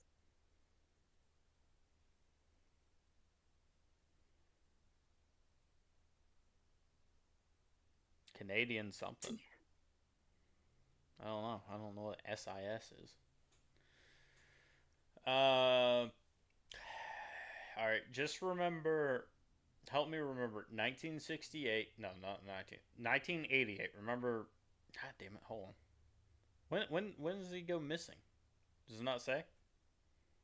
No. Photograph taken 1988. Date of birth 1968. Doesn't say when he went fucking missing. How about that? Well, just remember Vincent Barrara. Barrere. Yeah, sure, whatever. That's Canadian, sure. Mariri. Fucking smacked on goddamn Spanish on that, didn't you? Well, I'm sorry. The Canadians are just French. They have a fucking French accent. Barire. That's not French. Stop acting like it is. We make Be making a dish that has recently gained a fair amount of popularity. Today's dish will be That's dry as fuck. Go ahead and get That that is out so there. dry. A cheesy crawl penne. Crop penne. I love that it's like AI made. Speaking of, while we watch this, I'm gonna eat my To pizza. start off, these will be the ingredients you will need. 1 3 crawl. cups of penne pasta. Roughly 3 cups worth of fresh crawl. Try to get a variety of sizes when you buy yours, or when you harvest them yourself. 1 cup of cheese. Half a cup of green onion.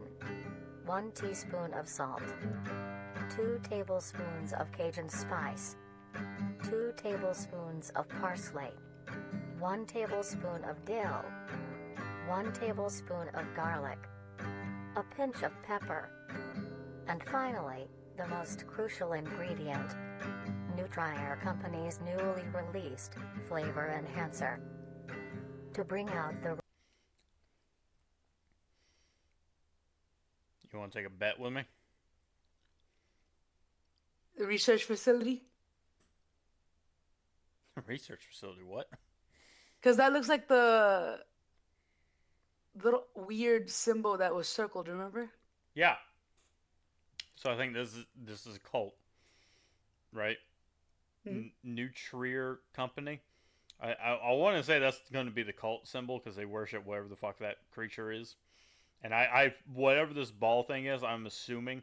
So like the ball is going to be the magic, quote unquote, the magic, and then that is going to be like whatever the creature is. Just like a representation. So this is the cult putting this out.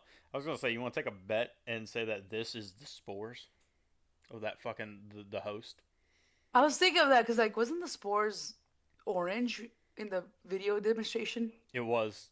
I think it just happened to be because it was like black with a orange background, I think. But yeah. richness of flavors within each and every meal. First, get a medium-sized pot and fill half of it with water. Oh boy, in like full hazmat. Right?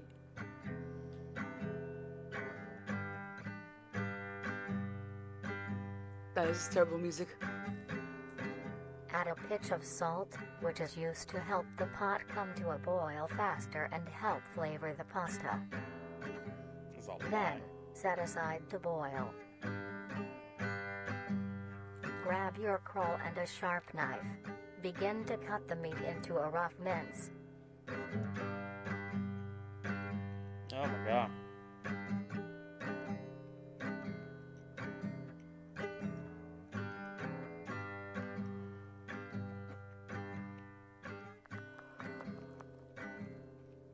Look how bad that is. Right?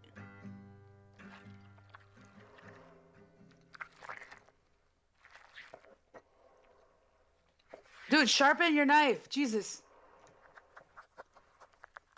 Crawl is soft on the outside, but the interior has a surprising sturdiness.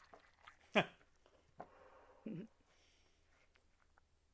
nothing else that's like that, by the way. Fucking soft Then, on the outside, but gather hard the on meat the and inside. set aside.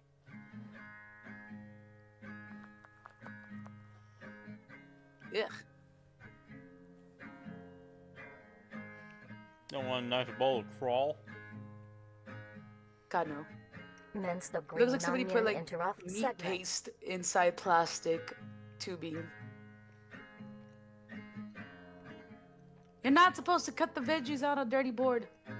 Take this mince and set aside think as it's- well. Thing cares.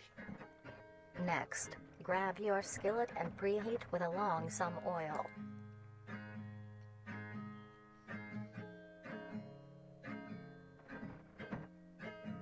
Take your minced crawl and spread it evenly across the skillet.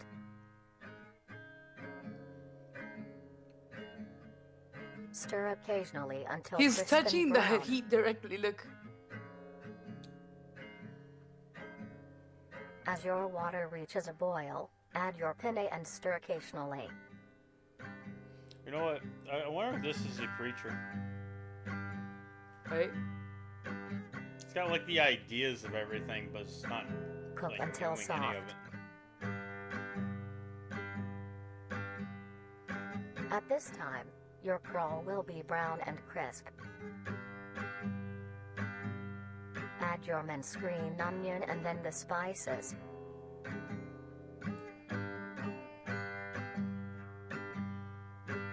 Mix well. Once your pasta is finished cooking, strain it.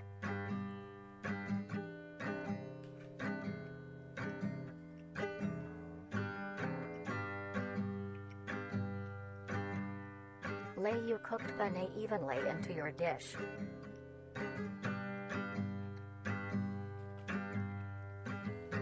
Then add the crawl topping. You see that homeboy's wearing like a full-on gas mask? Yeah.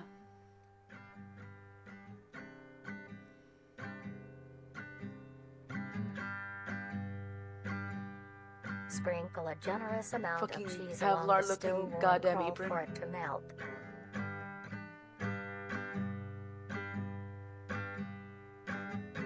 At this point, finish preparing the dish with your flavor enhancer, but allow your dish to cool to a temperature below 60 degrees Celsius, or else the enhancer will not work.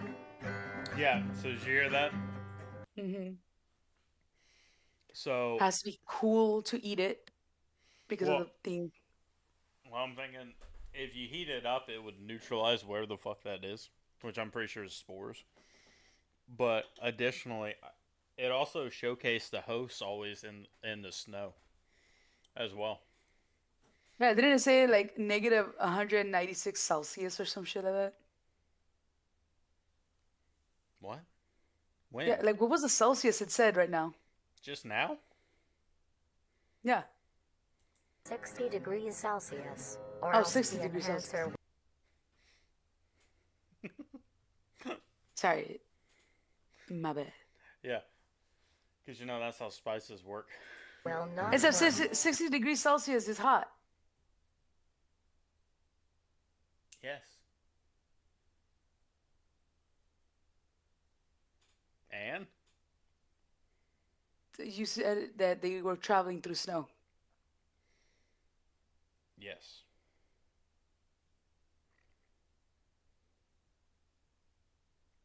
So is it neutralized by heat or neutralized by cold? It would be neutralized by heat, clearly. It's telling you not to cook with it because then the powder wouldn't work. What are you talking about? Never mind. Might have misheard it.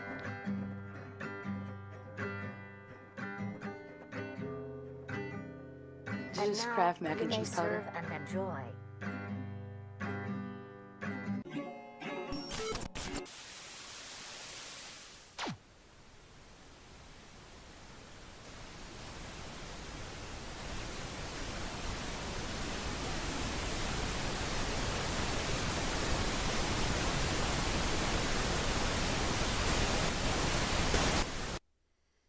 I assume you saw that at the end? Yeah. It was the black circle with the triangle that says, "Who are they?" on someone's fucking board. Ah. Oh, wait. Although the critters ignored the something, secretly visited. Oh, ignored the rest of. Instead, they secretly visited. Instead they secretly visited the visitor. They snuck what little they had and carefully fed it to the prince, hastening their recovery. Ah, alright, well, there you go. Instead of secret.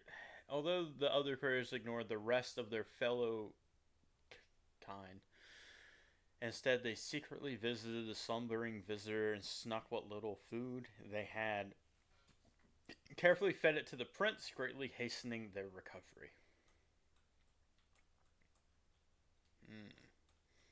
Secretly feeding it. Gross. I Yeah. still hate how dry that pasta looked. Let's look at the guide to the trimming. Many people get pets for companionship. They form bonds and grow relationships with these animals, even to the point of them being considered a part of the family. Most people Yeah. get dogs or cats, but maybe you want something more interesting. Then, you may want to get yourself a trimming. These lumps of meat have grown Jesus. a reputation to be a loving companion for many people in the recent months. Although, most people may not know the proper ways to care for them. Today, we will be showing you how you can care for your pet trimming. Taking care of a trimming is fairly easy, but this is no reason to slack off. They are living things and do require maintenance. The first thing to keep in mind when keeping a trimming is the temperature of your home. While trimmings are resilient to both high and low conditions, you want to keep your base temperature near room temp, maybe slightly cooler. That being said, trimmings prefer warmer areas to nest. A simple setup you may use is a box with some blankets on the inside. Make sure there is enough for your trimming to cover itself. And now, you have a comfy bed for your buddy. Next, you want to give your trimming the best diet possible. Trimmings are not picky eaters, and will eat anything you give them. To keep your trimming healthy and strong, a diet of dry cat or dog food that is high in protein, provided 2 times a day, is best. As a treat, you may give your trimming any scraps of your food. Things like apple cores, banana peels, or eggshells are a perfect snack. A thing to remember is trimmings are nocturnal and make plenty of noise.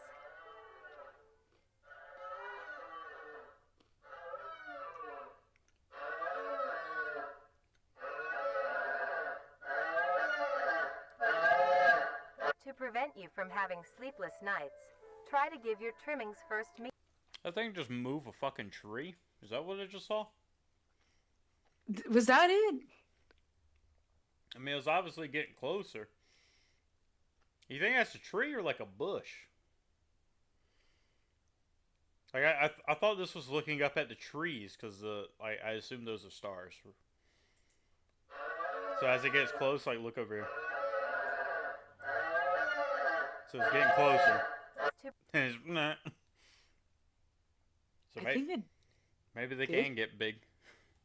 Prevent you from having sleepless nights, try to give your trimmings first meal in the late morning or afternoon. This helps them be active during these times instead. Another thing to consider if you want a pet trimming is where they will be living. Your home should have enough space for your trimming to roam around, as well as access to the outdoors, like a backyard. If not, be sure to take your trimmings on regular walks. This gives your trimming the exercise they need, as well as allowing them to meet other trimmings. Trimmings are a social creature and need to interact with others of their kind, like how they do in the wild. When it comes to entertainment, trimmings are not the most active and aren't the best at fetch or tug of war. But here are other ways to keep your trimming entertained. Some toys that trimmings like are little items they can push, around, pull, or carry. Trimmings also enjoy things that you enjoy as well, like watching the television or listening to the radio. They That's love weird. seeing and listening Right. to all the funny things coming from the devices.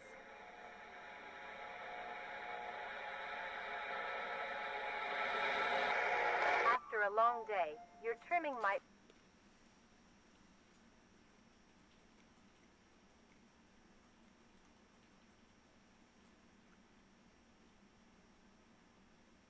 Oh my god.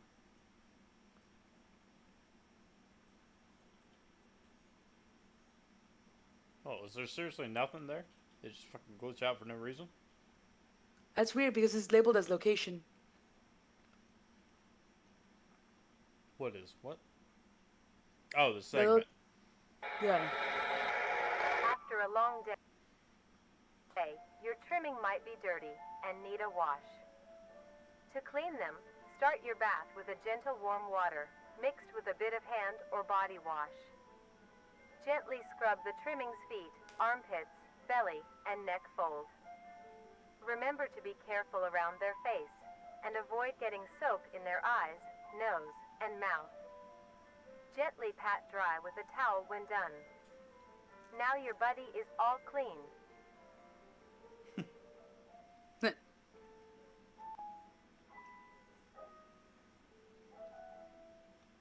And lastly, as said before, trimmings are social creatures, so be sure to give them plenty of affection. They love receiving pats, scratches, and pets. They also love to sit with you and cuddle. Since they communicate with each other in the wild, it is best to replicate this behavior with them as well. Simply talking to them is plenty enough. You can talk about your day, if anything interesting happened at work, if you are working on any new recipes, or talk about the weather. Trimmings are very good listeners and love to be involved.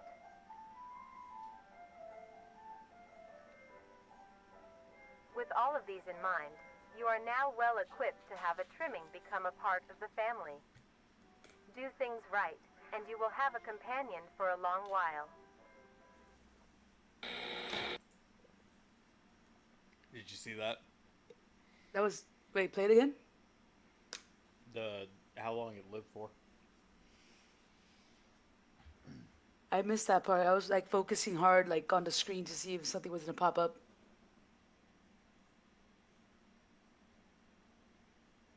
I'm so used to the ending part, especially having some weird shit. I guess it's not a spider. I don't know what the hell that thing is. So that 8 to 12 years. You remember what it said at the very start on the first video? Wasn't it like up to 3 years only? It's like 2 to 4, yeah. So one of these motherfuckers is lying. If they can live 8 to 12 years, that or these videos were taken at different times, so now they have a longer lifespan. So I guess we know what this thing is now, right? This is 100% like a listening, essentially a living listening device.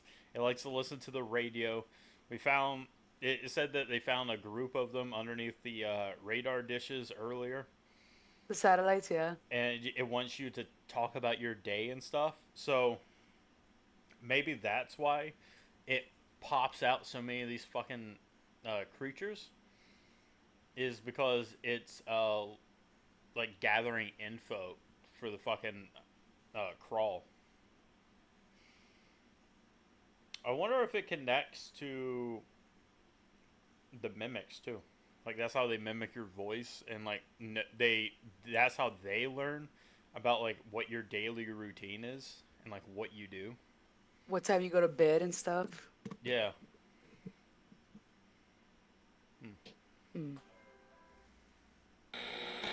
Keep that one. It also emphasized socializing them with other creatures too. Well, specifically with the others. Yeah. Okay.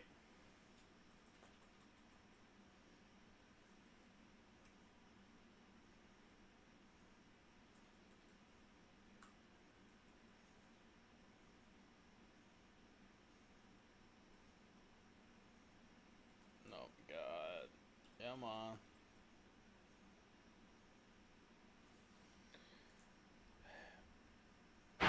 There. Jesus.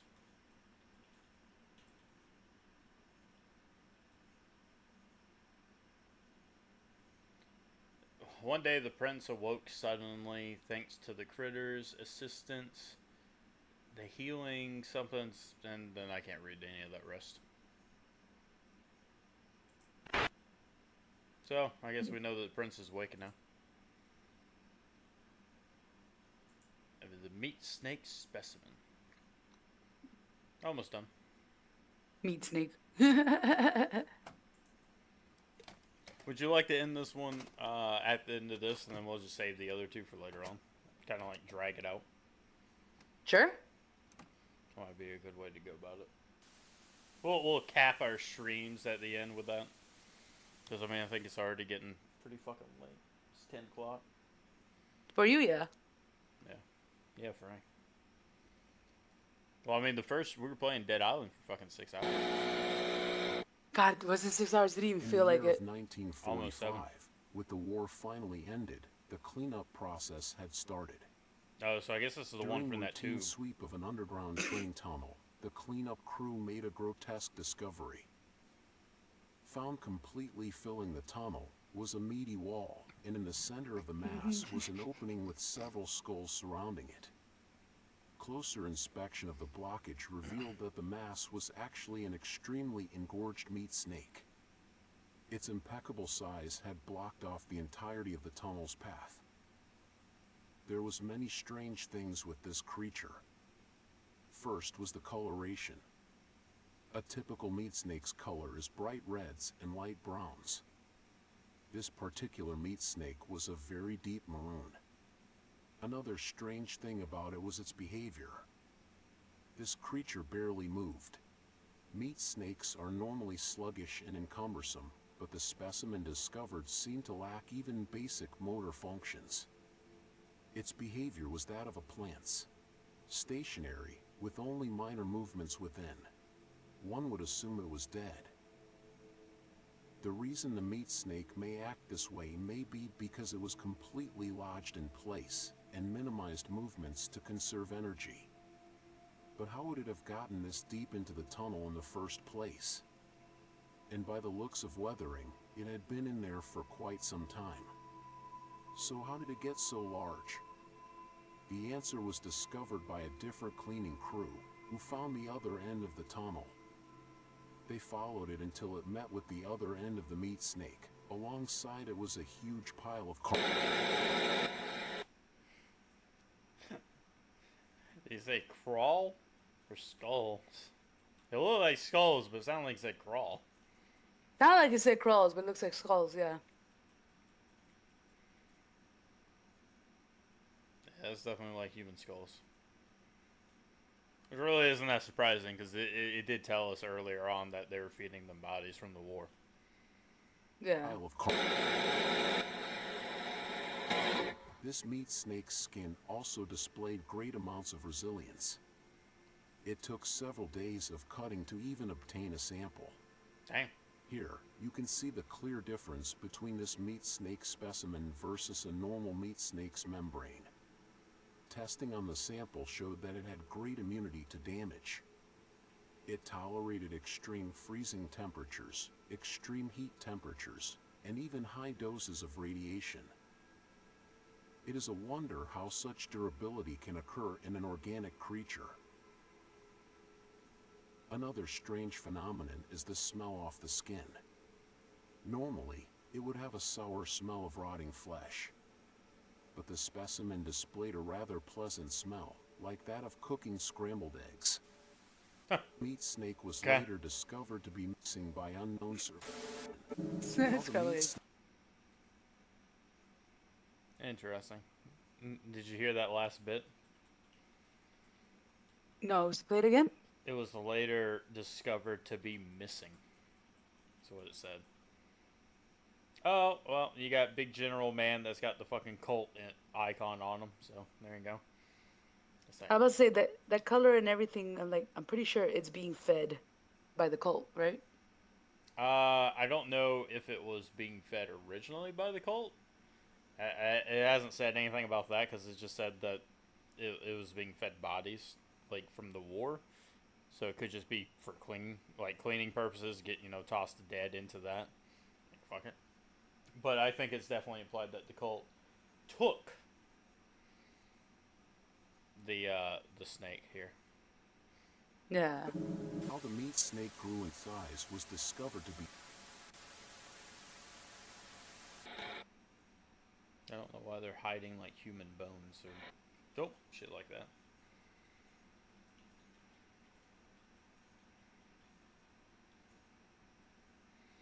One of the crews built up the courage to meet the now awake stranger. They crawled to the prince's side and extended their hand in friendship. The prince reached back, and together they had formed the bond that will change their fate.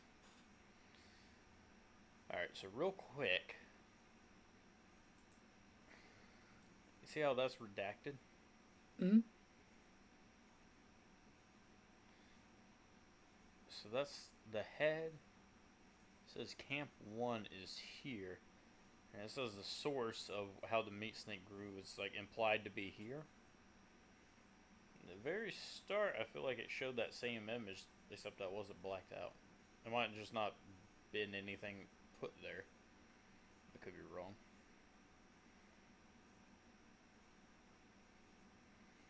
I did like the design of the teeth at first. I thought it was gonna be something goofy looking, then realizing that they look like skulls of a cow. Yeah, that's what they are. Or, I mean, they are. I guess it is redacted even back then. Well, dick. Mimic defense instructional tape. Ah, damn shit's 30 minutes. Fuck. Well, time to eat more slices of pizza. Yeah.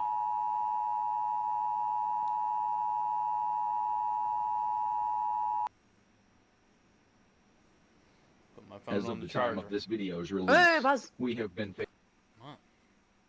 The picture that was taken of the guy was missing last time was 1988. This said 1986.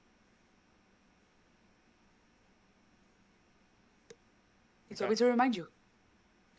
What? Yeah, alright, fair. facing a concerning increase of missing persons and fatalities on a global scale. The reason for this is because we are under attack. We have discovered that there has been a significant growth of mimic populations, which is threatening public safety. National leaders have released this instructional recording to teach you on how to defend. I'm sorry, what was that? National leaders, and it showed Canada? Hold on. What?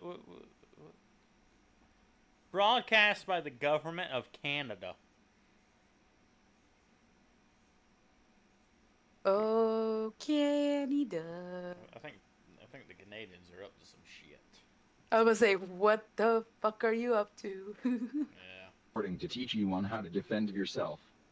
Here is what you need to know about the threat. Mimics are humanoid, intelligent predators that are highly adaptive and feed solely on human prey. Mimics gain information on people by watching their daily lives and pick to hunt people when they are most vulnerable. The most common times a mimic will attack is when you are asleep, out walking alone, or in a cornered position. Mimics are cautious and calculative creatures, taking precautions to ensure a successful hunt. They utilize various tactics to capture a person by surprise. One of the more well-known tactics is hiding itself inside of furniture to blend into its environment. Common objects that mimics can hide inside are sofas, recliners, or That one on the right, the far right, is a little bit fucking creepy, I'm not gonna lie. Oh, just imagine you're about to take a seat and you see that staring up at you. Fucking, ugh. So remember I was saying earlier that it feels like that video was giving you like two truths and a lie. Yeah. Okay, I feel like we're about to encounter one of the lies. Like, I think if I had to take a guess, I'm going to say that this video is probably going to tell you to fight back. Yeah, because the other one said curl up and make as loud sounds as possible to alert others if you're cornered. And to not even bother attacking it, instead use whatever you have as like a barrier in between you and it. Mm-hmm. Let's see if this one's any different. I mean, admittedly, this is also being broadcast by Canada, so in my mind, I guess Canada's fallen to the cult. I don't know, but that's where all this shit's sourced from. In my opinion, so fuck it. Rolling on. Rolling on. Oh, clicked the wrong button. Oh, not the fucking. Oh, shit. Hold on. I fucked up. I accidentally closed the. When it said close, it closed the goddamn thing. I accidentally hit the. I think I hit like Alt Space or some shit. Are you still seeing this? I can watch my own stream. Oh, I know that. I'm talking about on here. What I'm currently doing. Okay, so I'm going to have to restart that too.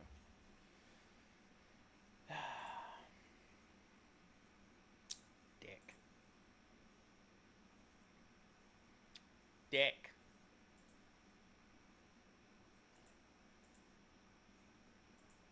Okay. I'll come over here. Restart share screen. Alright, there. You're up. Back there.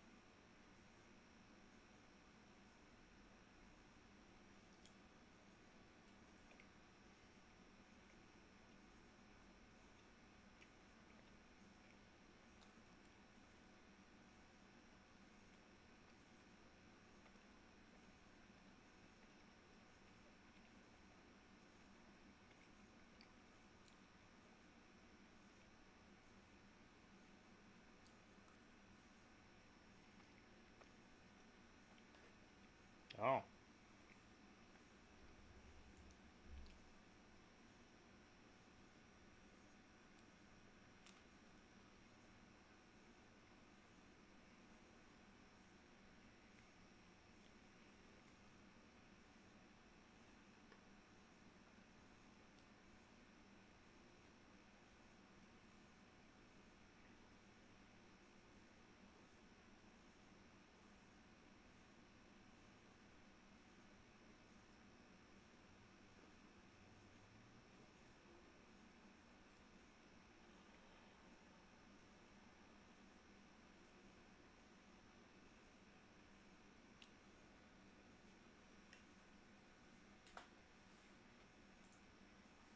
God damn it.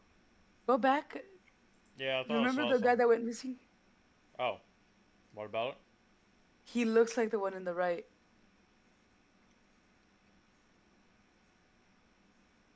If you say so. The guy had long hair that was missing and so on. I'm pretty sure that's a mimic in a hoodie. Is it? Pretty sure.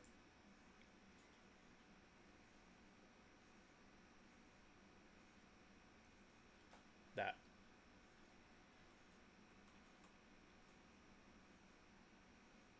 Jesus Christ. They're a lot worse, yeah. Yeah, they're worse than what they even descript. Like, I assume that this is like the art, the police sketch, and that's actually what they were looking at. You're like, Yeah. Jesus fuck. Hope you would notice that's not human right away. Right?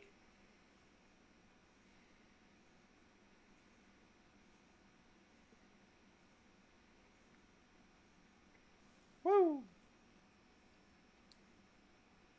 Got them slendy nails.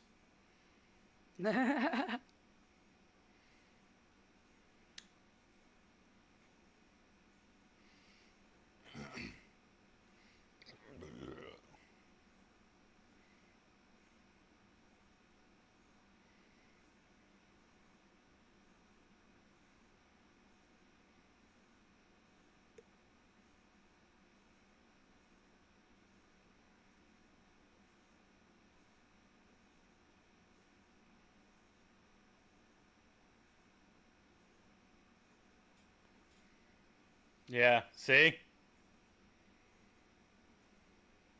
Hmm. See? It's telling you the complete opposite. Yeah. Just absolutely fight back, appear to intimidate. So I wonder which of the two is true.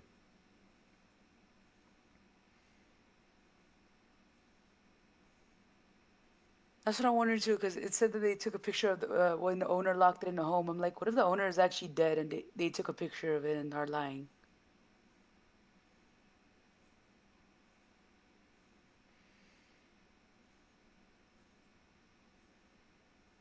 Hmm. Evidence points to the original video being true. And the only reason why I say that, I think, is due to that it was classified and no one was supposed to see that. Like that wasn't released to the public. This is released to the public from Canada, which I believe is the home of all this BS. But the other thing is that there's a lot of stuff in that original video series that is questionable at best. Like, oh, these things are completely fine and, dandy. Hmm.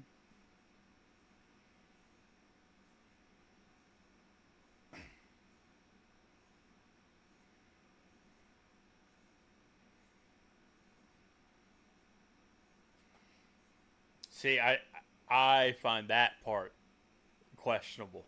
Stay where you are.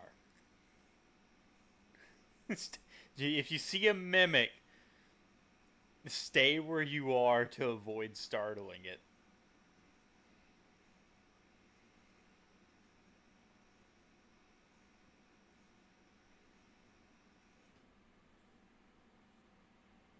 See?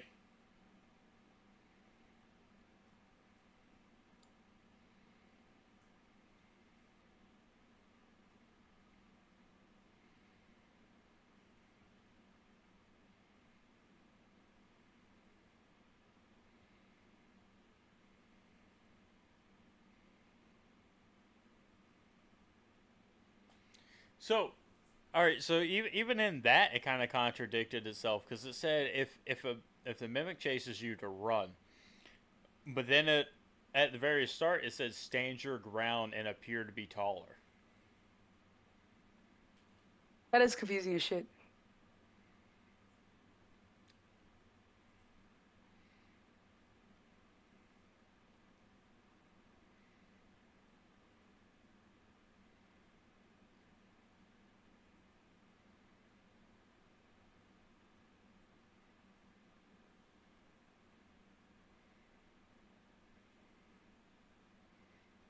It was like the same shoes as on the guy walking earlier from the host. Right?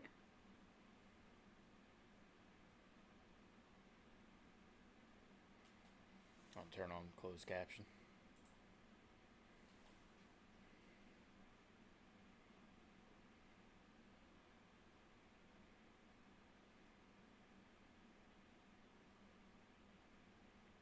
Can't see jack shit.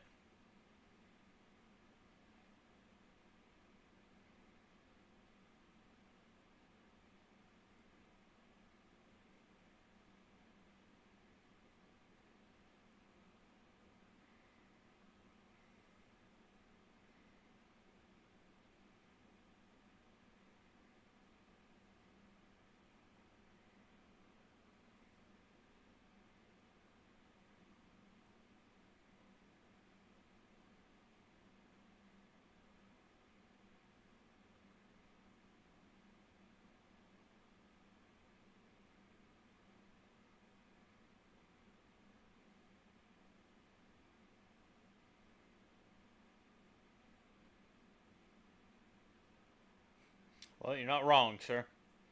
Right?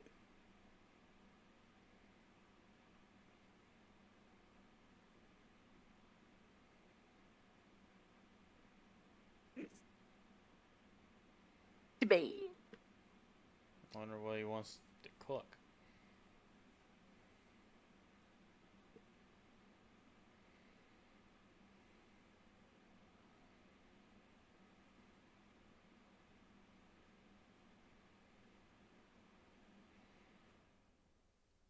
Enthralling video.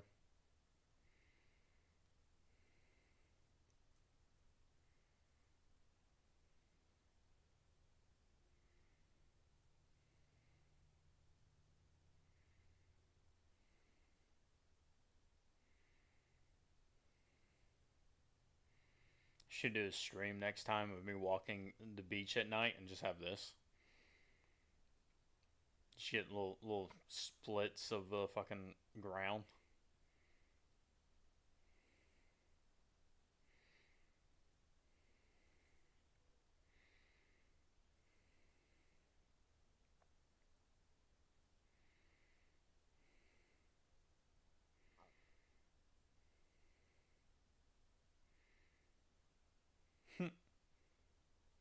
His gnarly.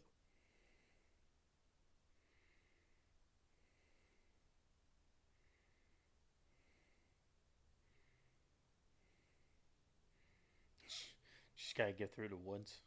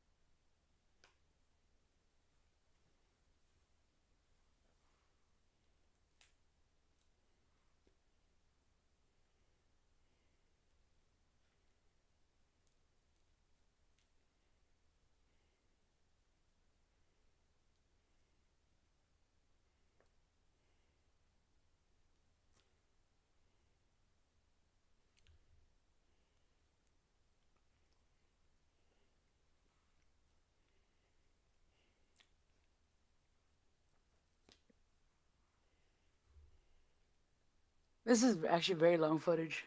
I'm surprised. Like I actually like forgot that this is the Vita Carnis. I'm like, is this like a movie that we're watching at this point? Because this is like taking a while. It's gotta lull you in.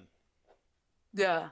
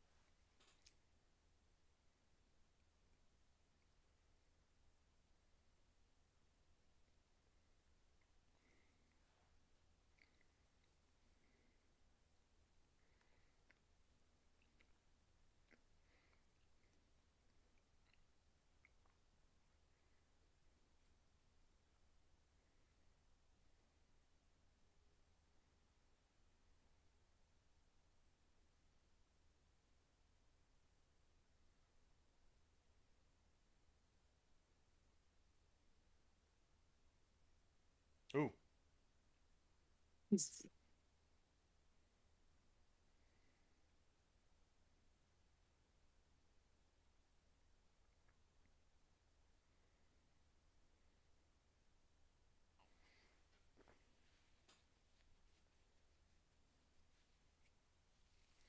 Was it over top of Chris or? It looked like it was on all fours. Yeah.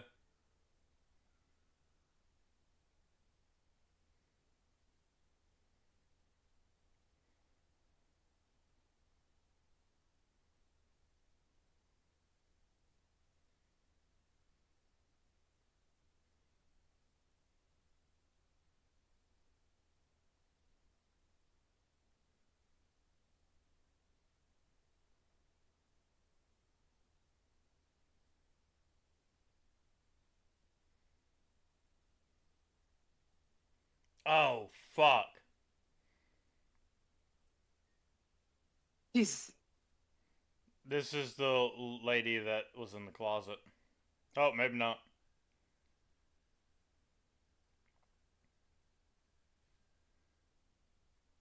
Okay.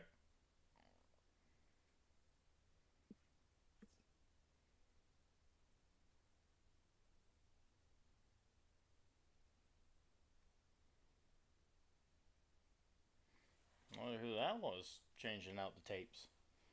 Right? So you know what I find super interesting about that?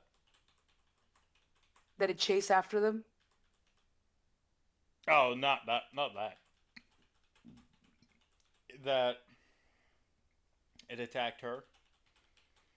So the whole thing about this creature was that it selects its prey. It takes its time. It like looks up their patterns and everything. And but that time it was just literally the second that they showed up there, it attacked. You could possibly say that Chris got picked off because I think he said that he'd gone there once before, and they kept repeating the same takes and stuff. But I don't know. That's like repeating a pattern in fucking like 10, 10 or 30 minutes was apparently enough time for it to select them as prey and go take them out. So that means like it's an opportunistic hunter. Like, Yeah, and it was waiting patiently. Like, yeah, if he's been there before, recorded before, it probably watched him. Wasn't expecting the second person to be there, yeah, but it didn't but matter.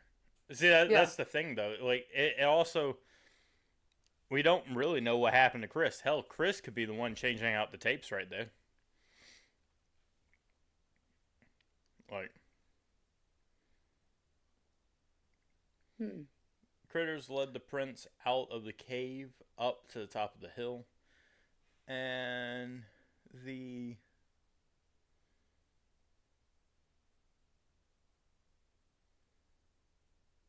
something wider and showed them the forest. This is our home, full of wonder and beauty.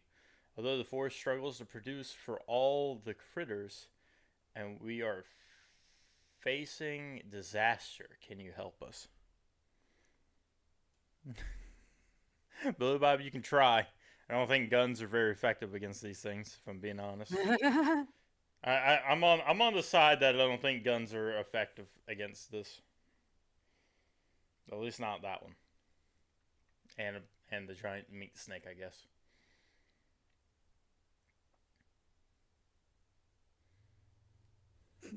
The meat snake. Everyone just casually carries around fucking elephant rifles. Unless God intended. We're almost done. Well, not done. We're almost caught up. I believe the series is still going. Yeah, with the season 2 confirmed. Oh, yeah. Sorry. So was there anything on that last one that stood out to you? Yes, as you were saying that, like, you think the original video was correct, Hmm. and you had thought at first that she was the lady hiding inside, like, the closet or whatever. Uh, I mean, I Yeah. wouldn't actually doubt that, though. I think it would be. I mean, unless she somehow got away from it. but I really thought it was going to be her because like she'd have the film recorder. I mean, you didn't see her shoes or anything, but she had the flashlight, and like the same flashlight, and I was like, oh, that'd be a cool tie-in. It's like, all right, so now we're starting to actually get like an actual story going, but if she got mauled down in the middle of the fucking hallway, then unless I missed something, I don't think that ties into anything else. I am curious about this Chris thing though. I find it. I find it suspicious. Like, how does he know any of this stuff?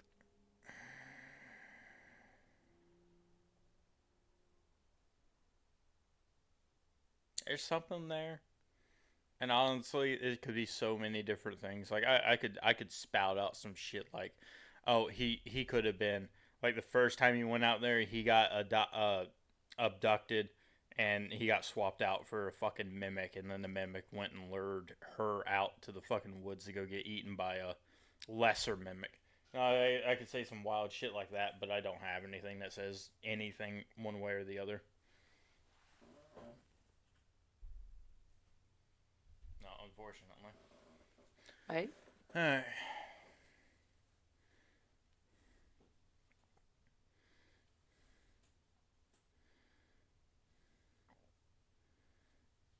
But yeah, I feel like of the two videos, I'm leaning to the original videos or being more truthful. Not saying that they're the complete truth, but 1989 again. A year after the guy. Picture was taken. Alright, so this is the Harvesters.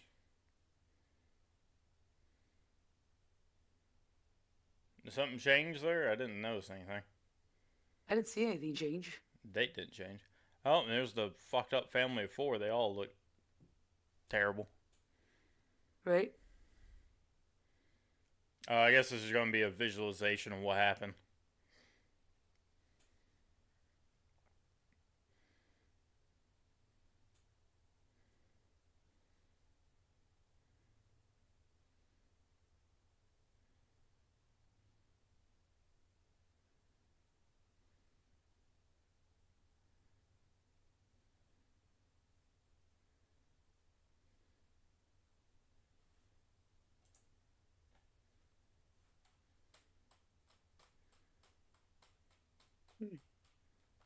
I think it's happening. It's doing exactly what we said about like fucking 6 videos ago. I don't know if you noticed it. I think they're all moving together. Oh, Yeah, you see how they're starting to circle? Yeah. Like this area? So this is September 1st. That's August 1st. See it? Yeah. See, they moved. They're just slightly moving in.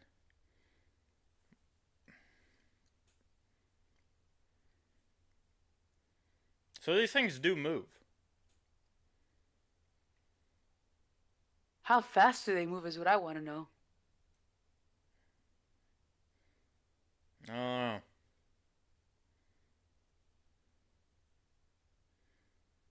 Apparently they cover a lot of ground over the course of a month, so. I mean, do you think they ever expire? I never said. No, right? Because the other ones had a life expectancy, but they never said that about the harvesters, or I don't think they even said that for the host. The only one that they gave a life expectancy for was the only one that they gave the life expectancy for was the trimmings. Yeah. Which was anywhere from 2 to 12 years at this point. Yeah, so I'm going to go ahead and just take a guess that this video is just going to be like kids were playing. The harvesters are moving, so it's in areas that it's never been in before. The kids were playing. They triggered it, and I guess this is just that story that we found earlier about the whole family, I think, dying.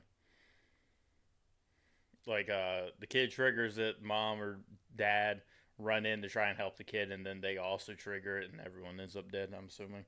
Or someone, maybe one person lives. Go ahead, just tossing that out here. The fuck? Although I will say that this was like some type of underground cave or some shit. Could be wrong though.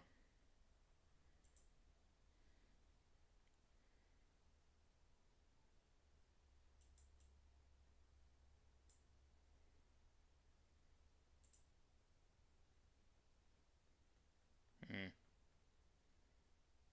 I think it's a kid getting pulled down into the ground. Would they be able to even scream if they're paralyzed though? No. I really don't know. I mean, it could. I mean, there's two kids. This could be just one of them. But it said that it waited for them to bleed out and then would pull them into the ground. This seems to be like pretty fucking instant. Yeah.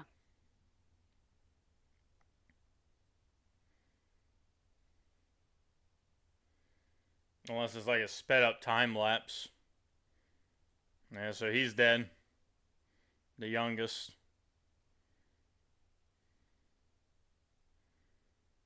Gotta read in between the lines with this shit. Yeah, it don't even say there was a family of 4 that went missing though. So did the rest try to look for him, or did No, they get stopped? it said a family of 4 was attacked while hiking. It didn't say like they all went missing. It just said that something happened to a family of 4. Couldn't read all of it. Remember, it was blacked out. Alright, so let's see if I'm right. So most of this should shift inward. Yep. They're like circling, I guess, the island. I'm wondering if that's where the center is. They're getting away from the other area though. Why did it turn upside down?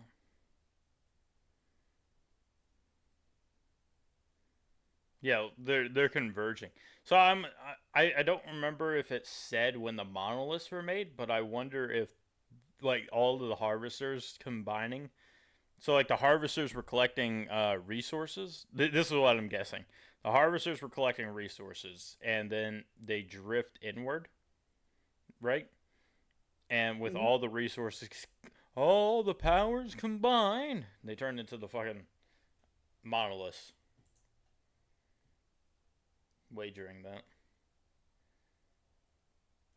Yeah, so Red Jacket triggered and got trapped.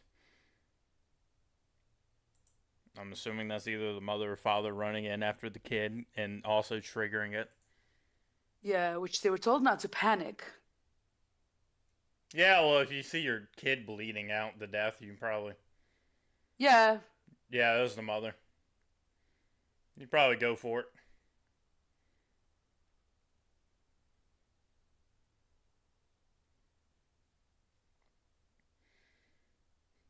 See, Billy Bob, this is why in Canada you need guns.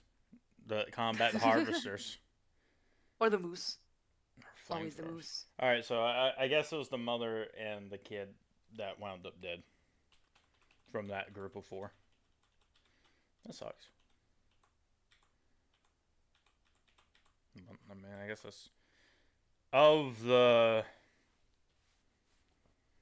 things. Well, this... I don't think you can read any of that. That's just...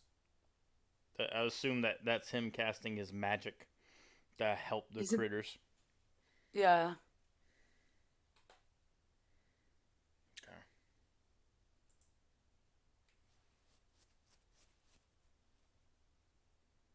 Flavor enhancer. Is that what's next? Yeah. Oh, Jesus. This is probably just going to confirm that they're, 1, the cult, 2, that it's, spores. So, I wonder which one happened first. You think like 1930s? They were, like that's when the quote unquote the magic was cast, and so now there's all this the fucking Vita Carnis is that like that's why it just appeared. And they made a deal with the Eldritch being. What was happened in 1930s? Anything? 1930s? Wasn't that after the still in the middle of the Great Depression before the start of the war? 1932, I think is when it said it all started. Yeah. What happened? 1932 for Canada. What the? Because I mean, Canada, 1930s. this took place in Canada. Anything pop up? The Great Depression in Canada, 1929 to 1933. Mm. Unemployed, hungry, and often homeless. Well, there you go. I think we just found the missing link now, didn't we? God damn. When They you're also good, had a you're good. Dust Bowl, apparently. When you're good, you're good. They had a Dust Bowl then, too? Yeah. Oh, it's all coming together. They made a deal with this eldritch being to help clean up Canada. That's why it's based out of Canada. And so it summoned the... You know what? I will guarantee you I know what's next. But that's also during the same time as the Great Depression of America and the Dust Bowl, too, for us. Mm-hmm. You want me to let... So this is what I'm thinking, right? Yeah. I think they piss him off. The next scenes of this, I guarantee they're gonna like piss off the prince. They're either gonna attack him or some dumb shit, and it's gonna turn it into a curse or something like that. I don't know. I mean, they said they were going to work together. I'm wondering if all of them agreed to it. Remember, some of them wanted to leave him alone after all. Yeah, well, they wanted to leave him alone because they didn't know what the fuck it was. So I wonder if by working together he's going to be like, give a little give and take. Because that's why they're feeding like the meat snakes and shit. Anyway, well, all right, we're almost done.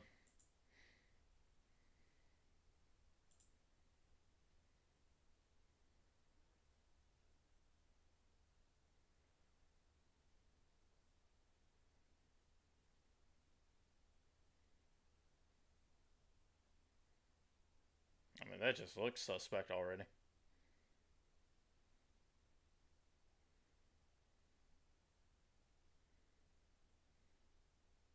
No, well, there's the cult symbol.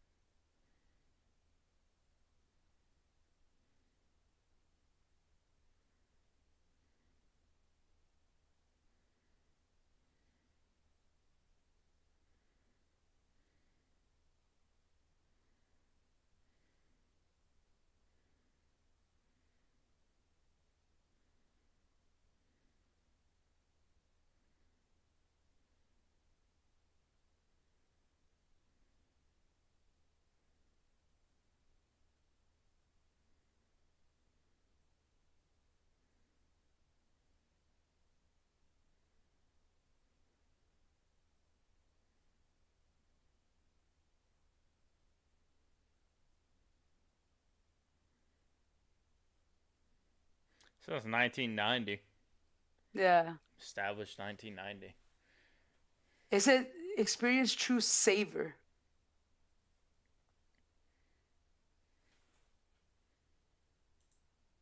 So my first thoughts with this is right off the bat. Do you think that they're just... I mean, I doubt that they're doing this, but devil's advocate, do you think that they're just profiting and just being like, because the spores are, I would assume, like mentally addictive? That's just like, oh yeah, just take the spores and then they'll keep going back and buying it from the stores?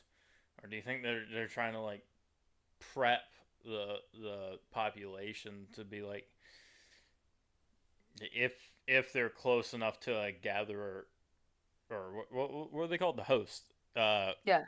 If they get close enough to the host, that they'll just go out there and feed it. I think that's what it is, because why would anyone be okay with this unless slowly, like the feeding, people feeding and harvesting the trimmings and whatever else, the nubs. I feel like it'd be extremely hard to not notice that, though. Like That's why I'm wondering how long it's been going on. Well, it says established 1990.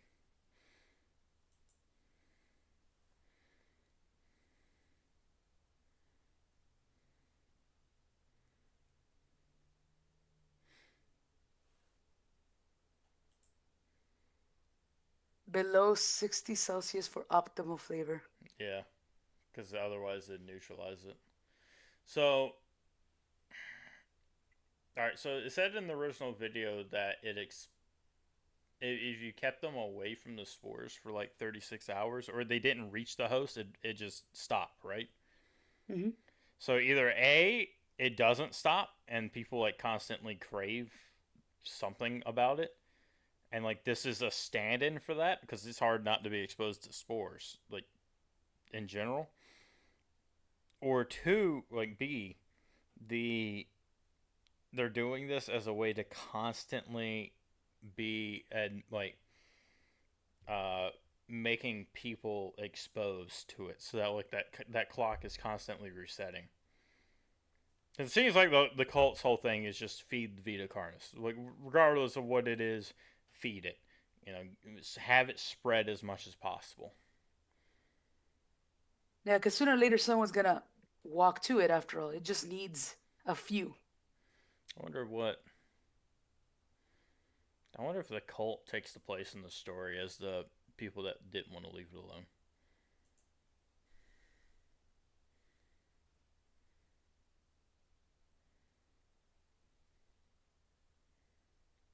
You think Nutrier stands for anything?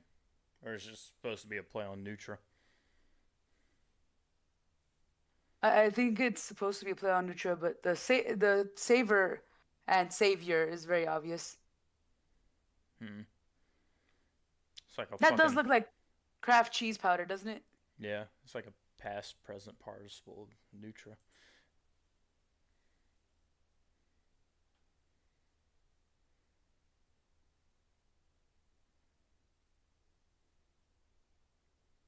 The cool thing about this, I think, is that someone near you just has to be using it.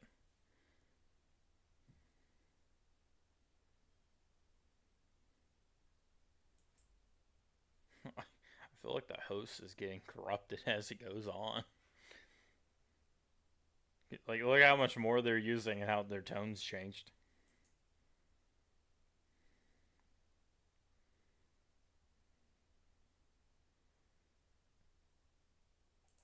So, like, what I think is happening here is that they keep starting it to film it, and then the host over here is like fucking taking that shit. I think that's what is implying is happening here. Because unlike the other guy who's wearing the full hazmat gear with a breather mask, this guy's not. Mm-hmm. Like it definitely would be very fucking obvious.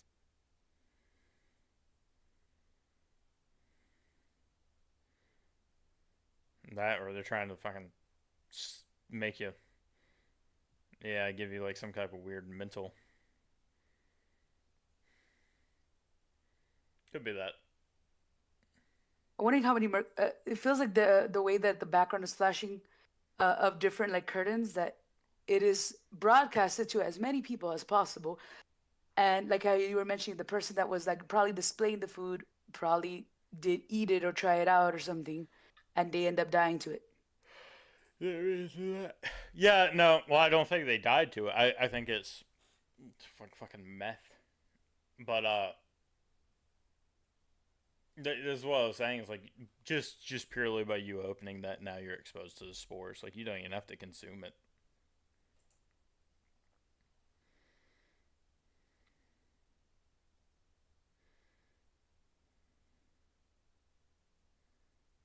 Cool. Anything else? Nope. Oh. Isn't there always?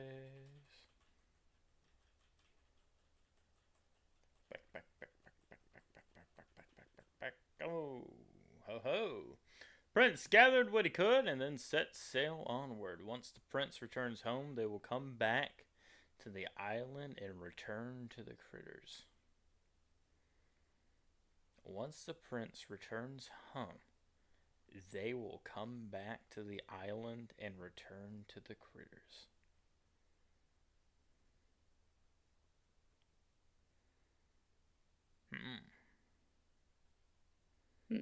So I guess the island is Earth.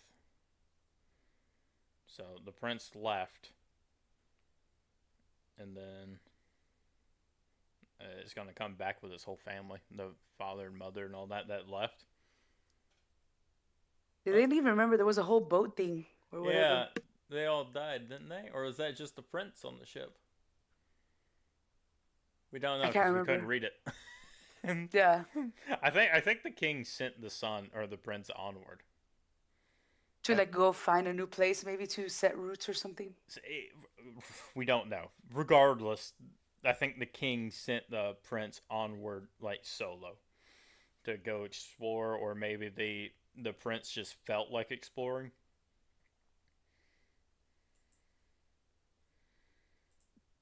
Sorry, that was a hiccup.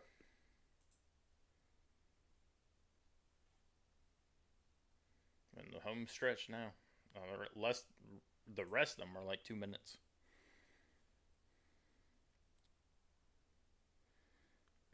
Okay, I guess we're getting a little bit of a fancy art style.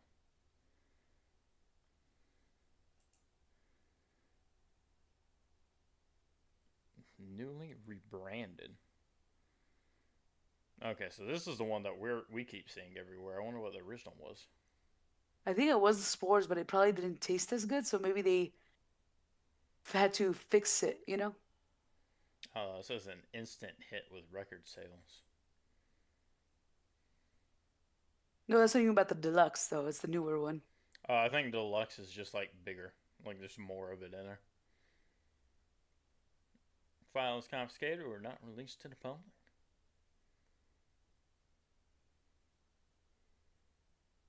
Cool. Nutrico is facing charges after numerous reports of sickness after consumption of their product. The flavor enhancer only statements made from the company so far are dismissing any issues that their product is safe to consume. So far are dismissing any issues. Oh, okay. New Trier scandal.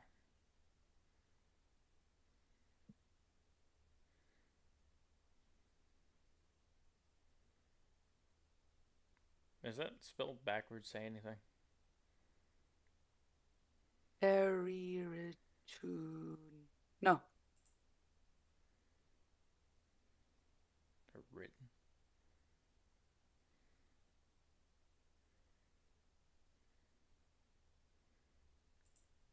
Oh, this general man. President. Ah! Well, that's not good. That's the ant that gets the fungus infected, right? Yeah, the cordyceps sprouts from its head. It clamps onto the thing and then does its own thing. So is it trying to say that these people are now mind controlled? Or is it just saying in general that they're controlled and like puppeted? Which I guess in the grand scheme of things mean the same thing. I think that's what it is. Because remember how the picture said that they laid themselves out before the host? Okay, so grand total of the majority of the world is possessed. Cool.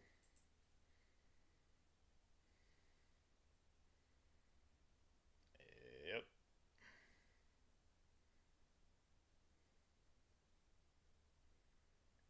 Goddamn Canadians.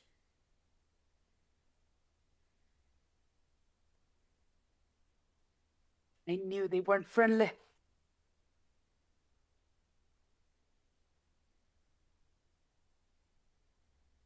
And Clover?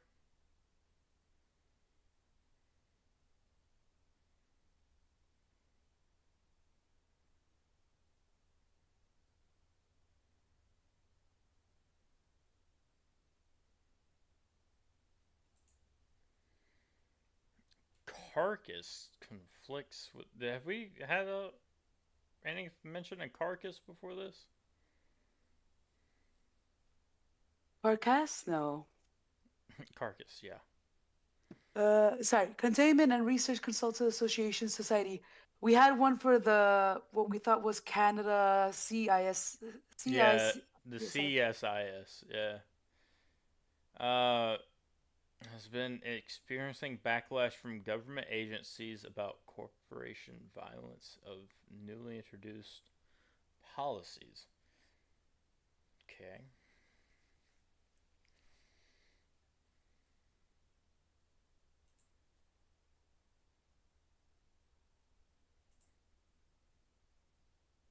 Hmm. Is that the facility?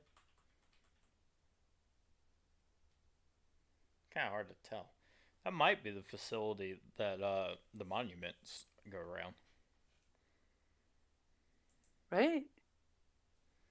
Hell, that image could be anything, I guess, to be honest.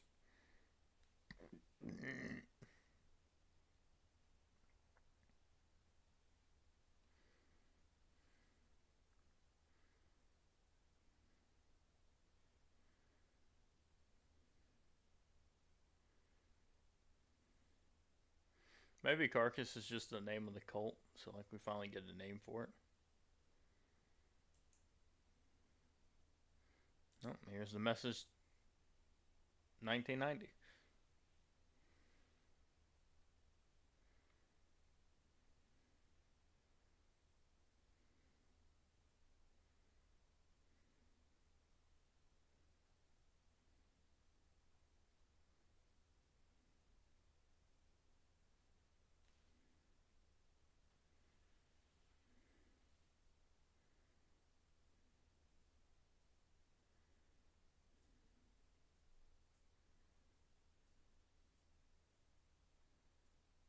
Mm-hmm. Like a fairy ring. Hmm.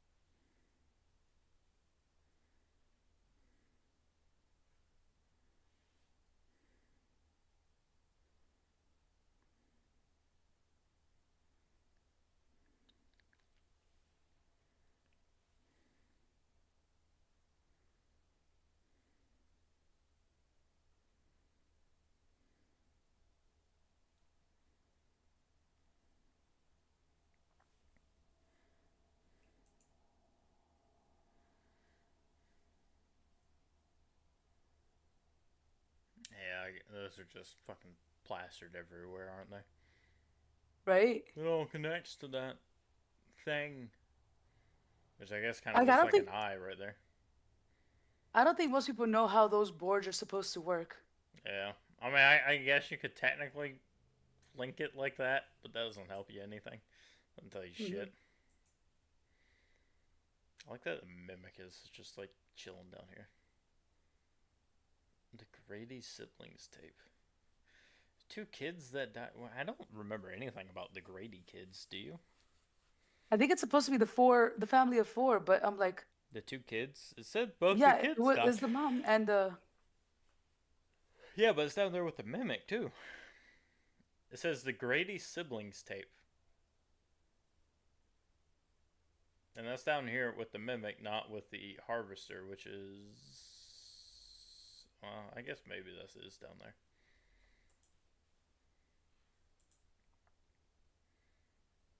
Oh, I did see that though. Frontal lobe deteriorated. So I guess if they take that, it literally does destroy their brain. jeez, Well, good to know. What's the frontal lobe? Uh, what's this main priority? I thought it was eyes, vision. vision, Hmm. frontal cortex. And the medulla, the one that's the emotional regulator plus your hormone and everything, is right in the middle in the tiny little pineal glands. Yeah, that's nice.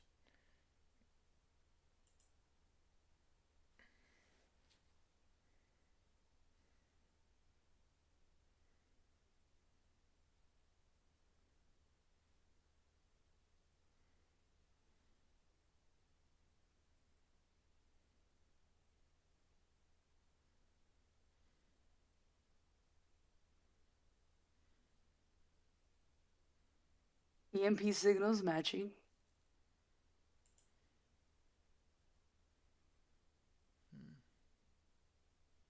It does seem to have like a weird thing with electricity, doesn't it? Right? So it's like you have the monoliths busting out EMP signals. You got the crawl taking over like radio stations, and then you have the trimmings going after like they like to listen to radios and shit.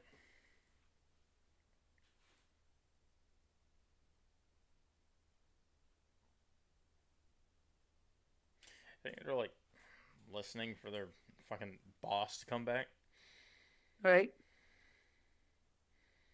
whatever that is.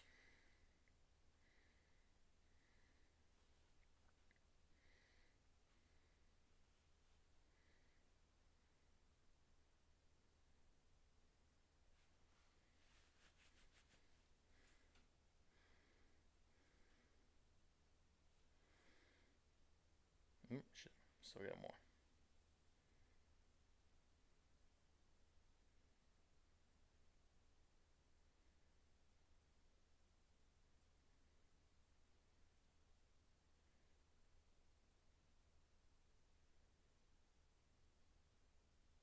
The fuck was that? That was it moving? Is it supposed to be the monolith?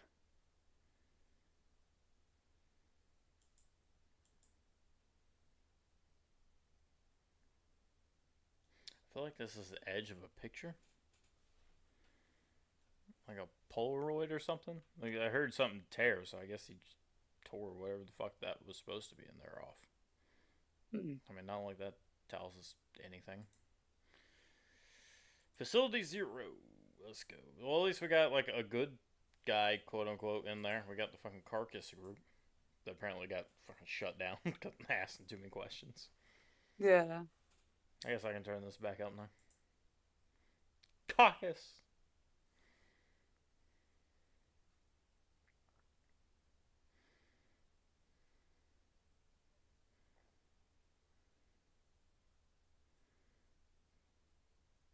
Oh, is this on the island?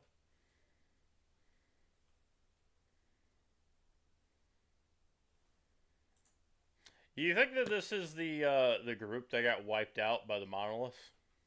I think it was. I think that this is what this video is going to be.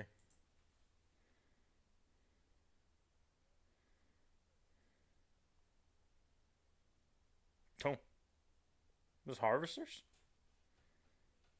I think they are.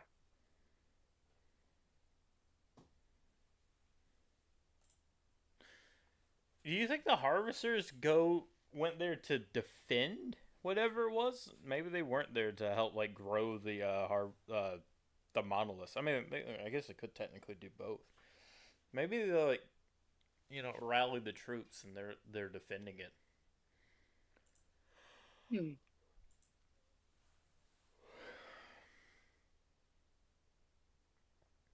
All these people, these fat fucking hands. Wait, I know this doesn't sound. Are we sure this is not a teenager that made this? Does it seem like a teenager to you? A little bit. No. It could also be a college student. Okay, what makes us seem like a teenager or a college student? An older teenager and a college student is because of the. I was thinking of the one video where they were walking through the forest. One, their voices sound very young and so on. Two, obviously they're not gonna have the budget for costume design. Motherfucker said one thing. Their voices sound very young and so on.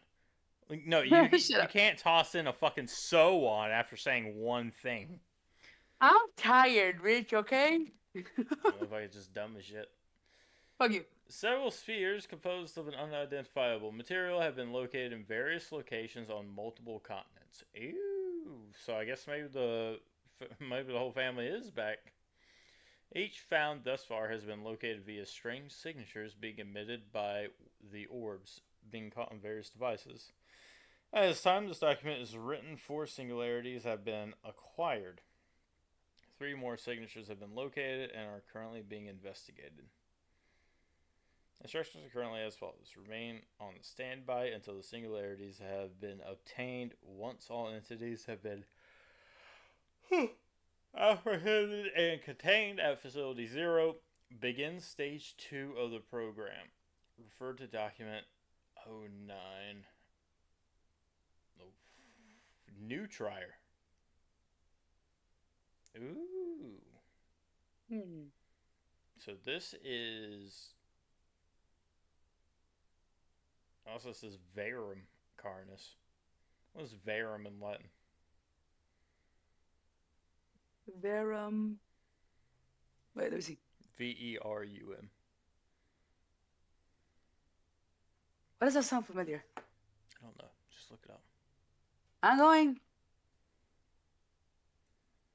But yet, however, still doubtless, truly, in fact, the truth, whatever is true or real. The meat truth? Alright, sure, whatever.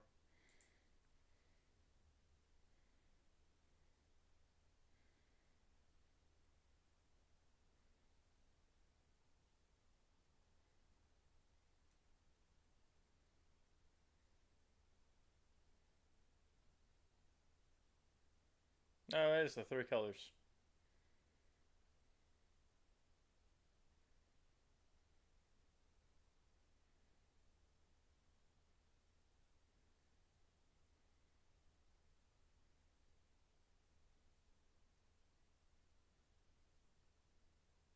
Alright. What did you do to clear that? It didn't even react. If getting shot is the thing to fix it. What did you do? Pause purely to talk over? Sorry. Timed it. I tried to think about it. Literally 1 for 1 with whatever that lady just said. Fuck off. Shooting does what now? If shooting it was so easy, like, why don't people just fucking go hunting and just shoot these things to remove them? Canada people don't own guns. Canadians have guns. Well, apparently not in this universe.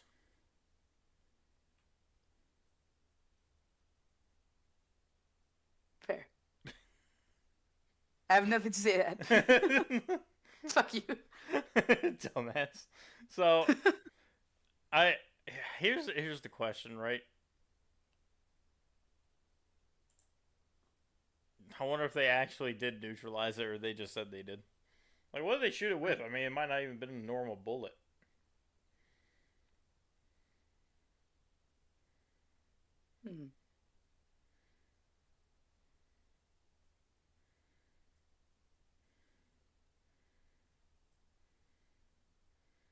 Weird CGI stuff. Yeah, alright. I guess apparently just a bullet will neutralize it. It's kind of wild. Also, again, lush green. The harvesters only exist in lush green forest. Okay. Yeah, you might want to vet works on that. Yeah.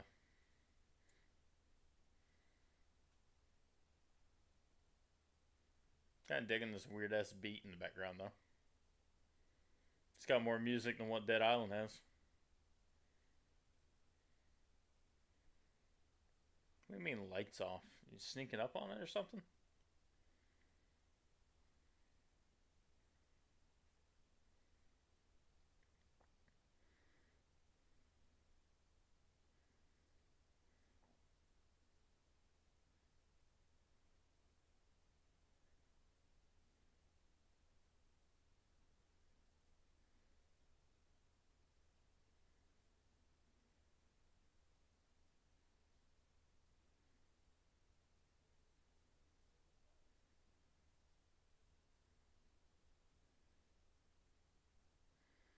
Okay, so it's not completely abandoned.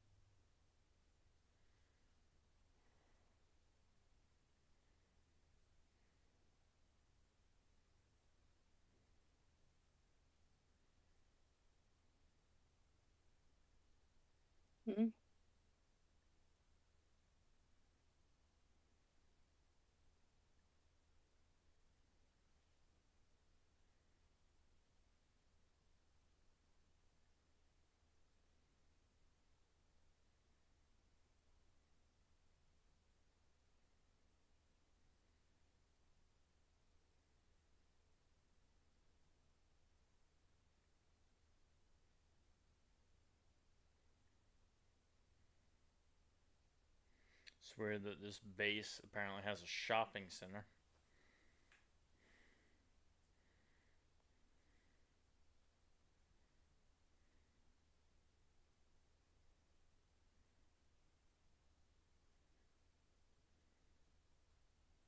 The way they're moving is so funny. Yeah. I think this is the first time ever trying to use CGI stuff. I'm assuming this is all through Blender. That's what I'm thinking. Not bad though if it is their first time. Yeah. I've seen worse. It's fine. Oh, dead people there.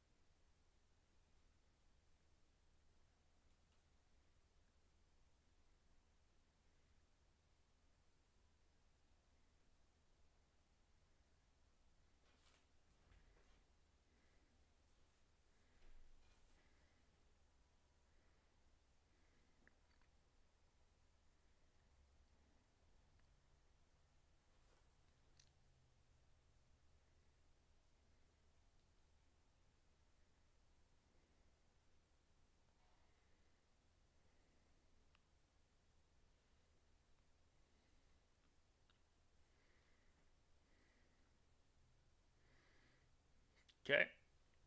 So I guess they collected the weird orb things and were doing something to them.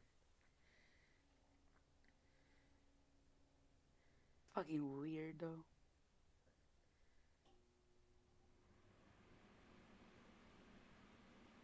Apparently that's the season finale.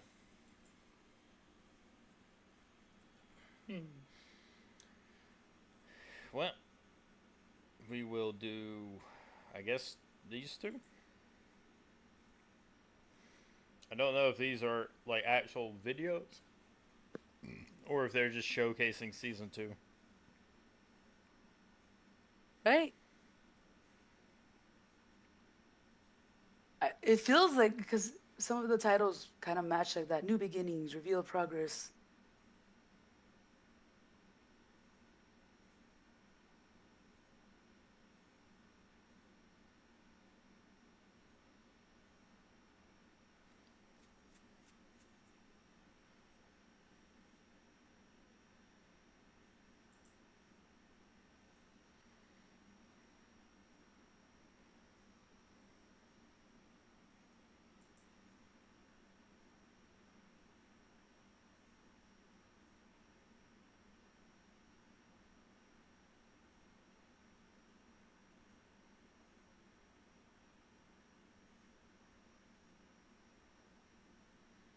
Oh, is this space? Right? Fuck's sake.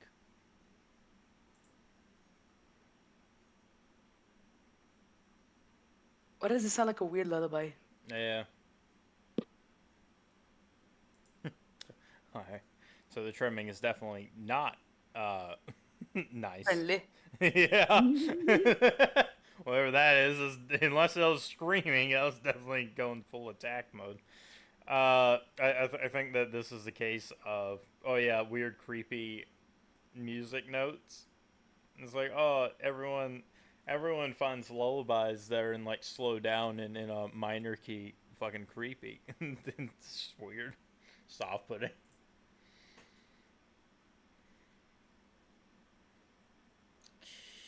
Okay.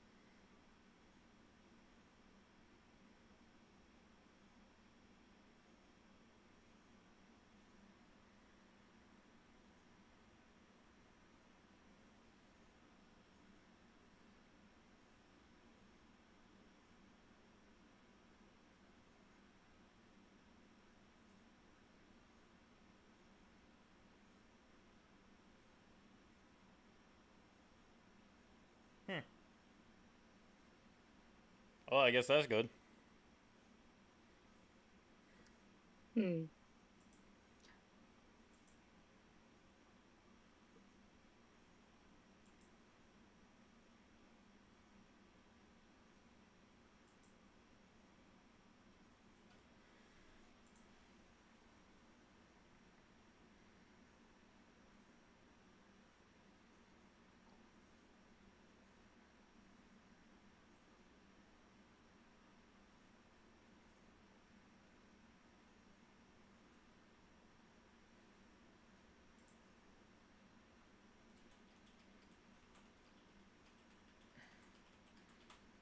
Military veteran Simon Vanguard found to be the head of the secret organization. Simon was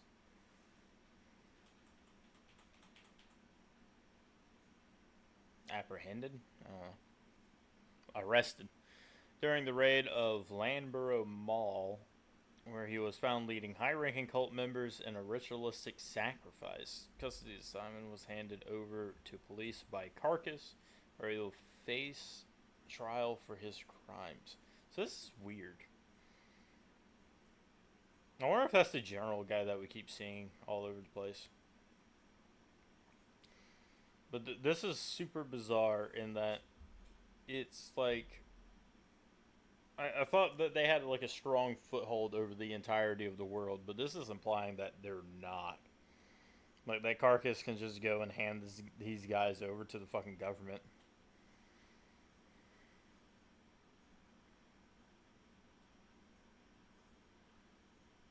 See? Did you see the little pin on all of their lapels too? Yeah, same thing. Chemical weaponry. So this is just all out in the open now. Alright.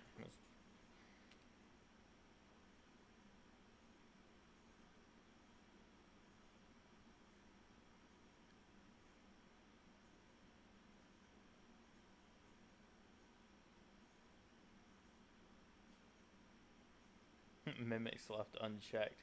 More of the population are found in the streets.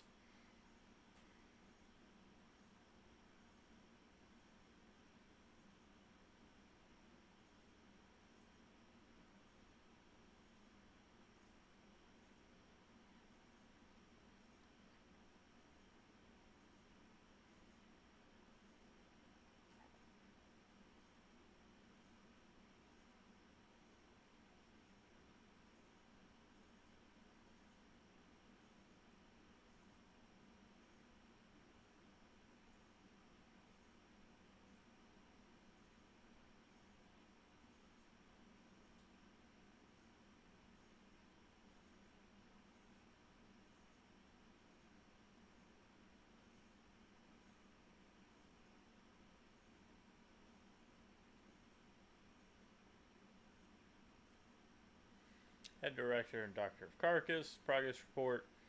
Date 1991. Verum Carnis. The truth of meat.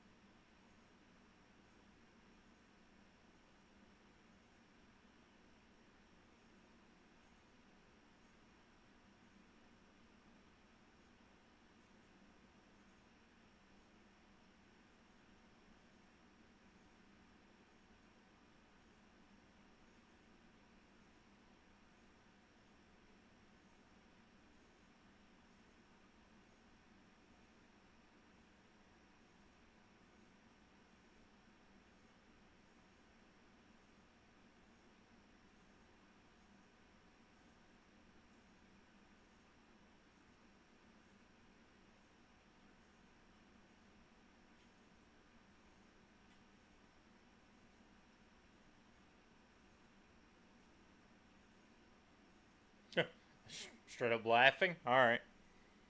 Right? I like how the things weren't even following along real quickly with the audio. That's what now.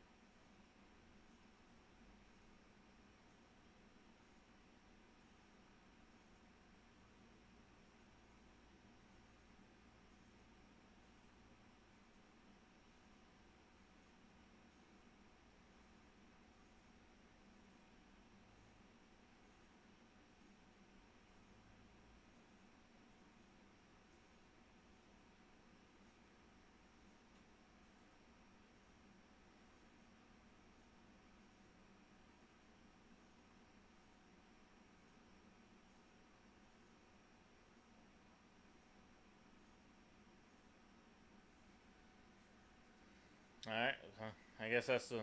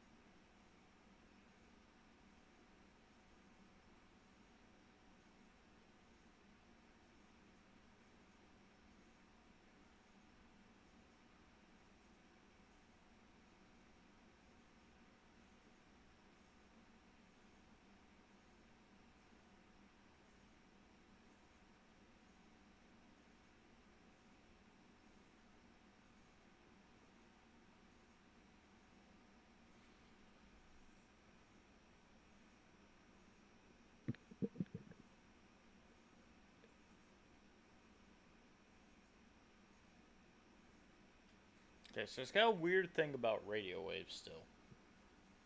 Right?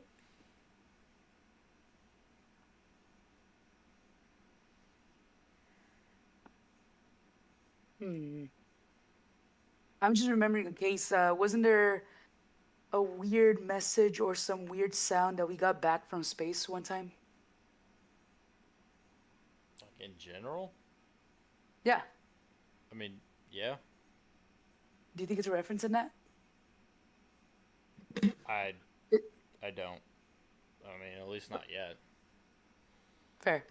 Uh, so I guess they're implying that the orb things are like eggs or cocoons or something. This seems to be what it was implying with the whole beetle thing. You know, it hatches larvae and they run out. So, what I could only assume is like the egg thing is the start. The egg turns into the crawl turns into the other, running around scavenging for supplies creatures. And then something turns into the egg. Hmm.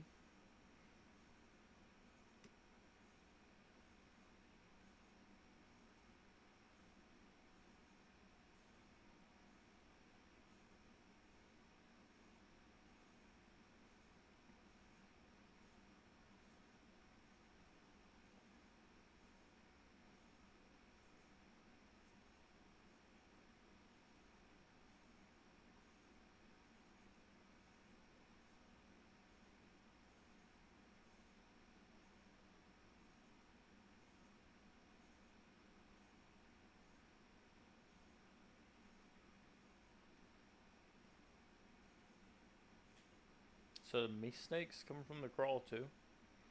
Well, I guess they would have to. It never did cover that. It just kind of what the fuck is baby meat snake just the fucking like a worm?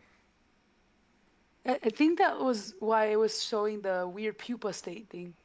Mm.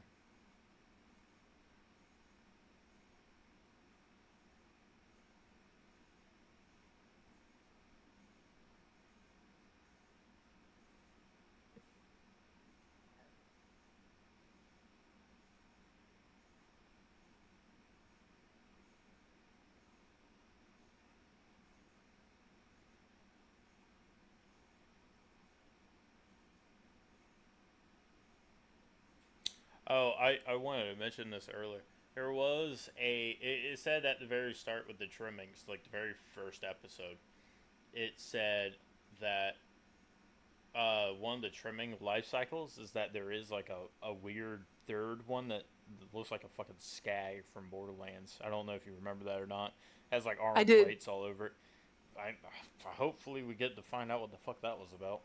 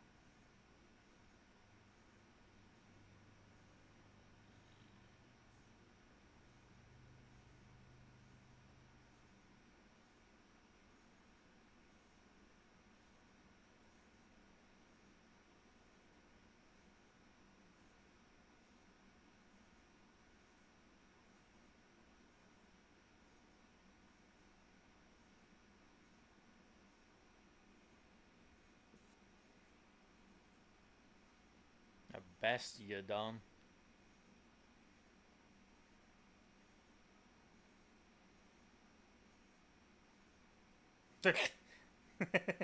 Damn.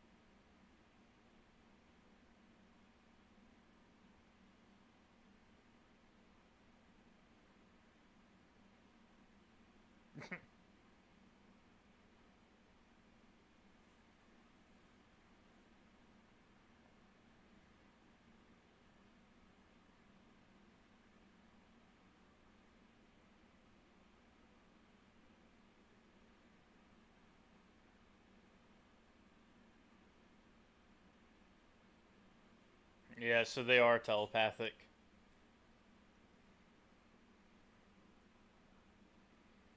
So they are like the information gatherers. Hmm.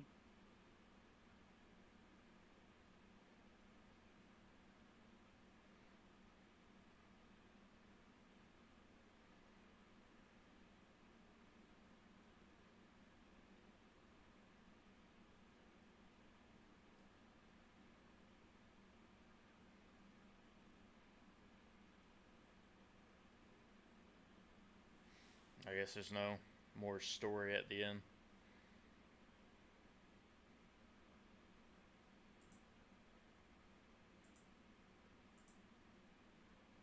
Alright, final one for the moment. Oh.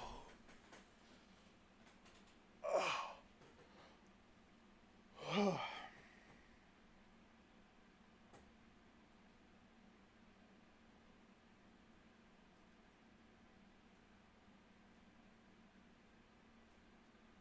It's evolving. Yeah. It's reacting to the positive and negative cues.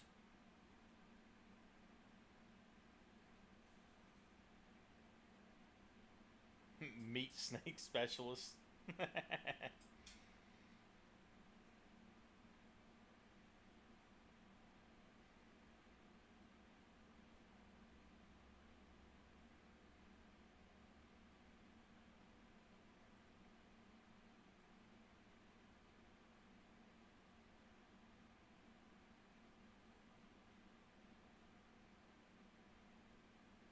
It kind of looks like graboids. Yeah.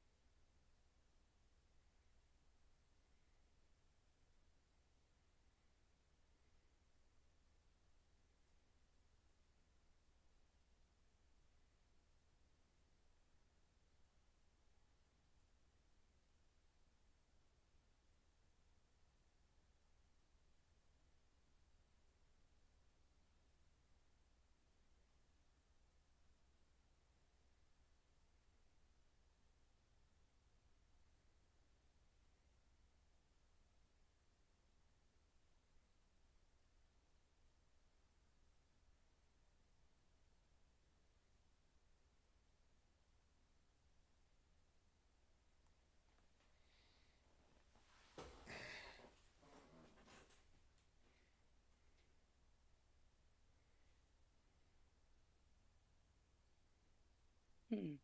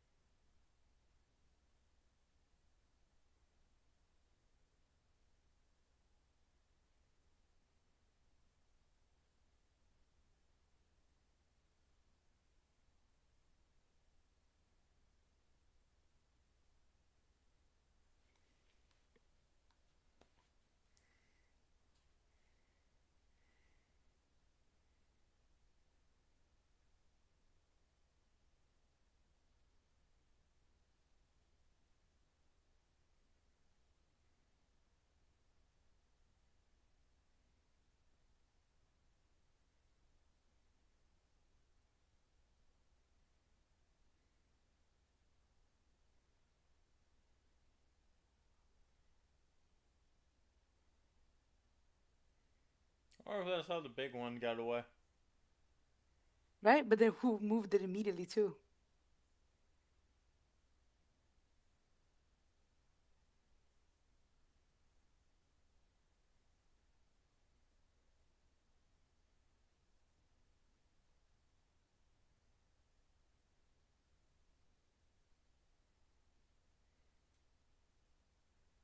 Ooh. That one's like rat like. Yeah.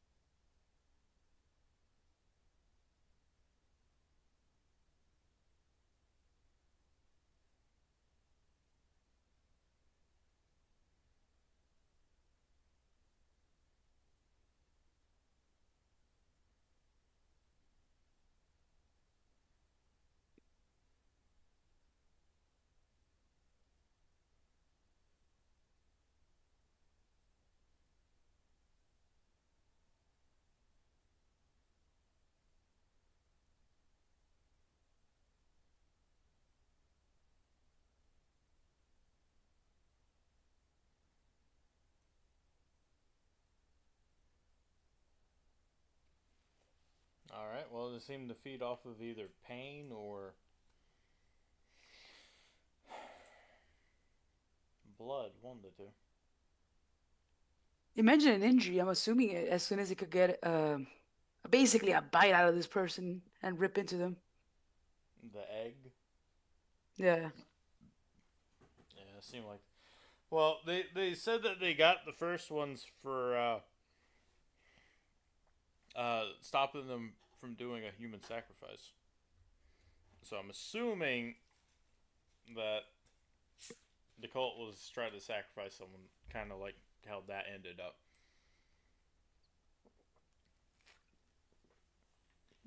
They try and hatch whatever it is. So we know that the trimmings are.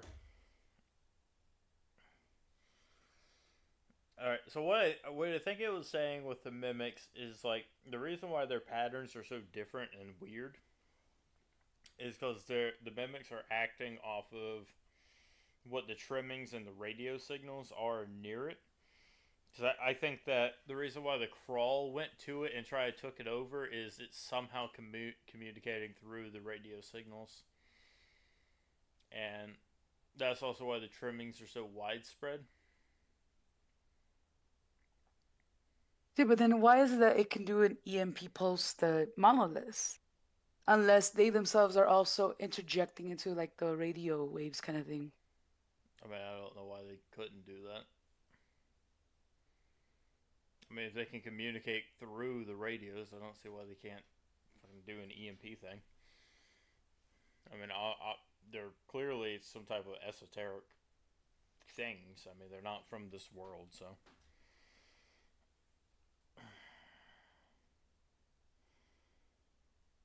I just wonder how the egg things come about. Because mimics turn into people, but we don't know how that ends. Like, they just kind of keep doing it. The trimmings don't really seem... The trimmings actually seem to have a lifespan, but they also seem to be morphing. Which... I feel like that's going to be an issue later. But that could just be their third phase that they referenced at the very start, was that they change off of whatever they consume.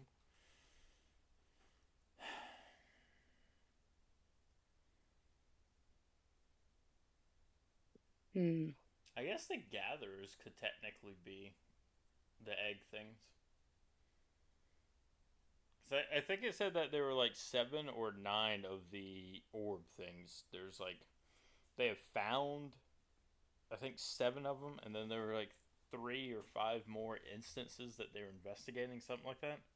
And I don't remember how many of the monoliths there are. I think there are only 7. So unless they come from that. The thing that makes me wonder is like, okay, the last thing in the branch that extends out from the Vita Carnis roots is that circle. Yeah, the but orb. we just saw that from the orb, that shit actually comes out from it. So isn't it opposite then? Yeah, that's why he says it's updated. And if there's 7 of them, how many monoliths were there again? I just realized. Yeah, I don't know. Off the top of my head. Because if there's 7 monoliths and there's 7 of those locations, it would weirdly enough make sense if they're forming that kind of circle, maybe. I wonder where the host fits in all this. 7. Yeah. Also, funny enough, it's episode 7. 7 orbs, 7 monoliths. I don't know if there are actually 7 orbs. That's just what I thought it said. Let's see. Where does it talk about the orbs at?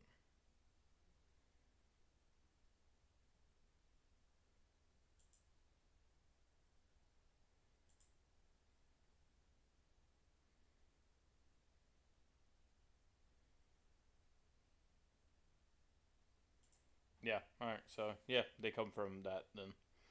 They come from the monolith. So the current the current setup that I can gather, I don't know where the trimmings and the mimics fit in all this, but it's like the crawl eventually morphs into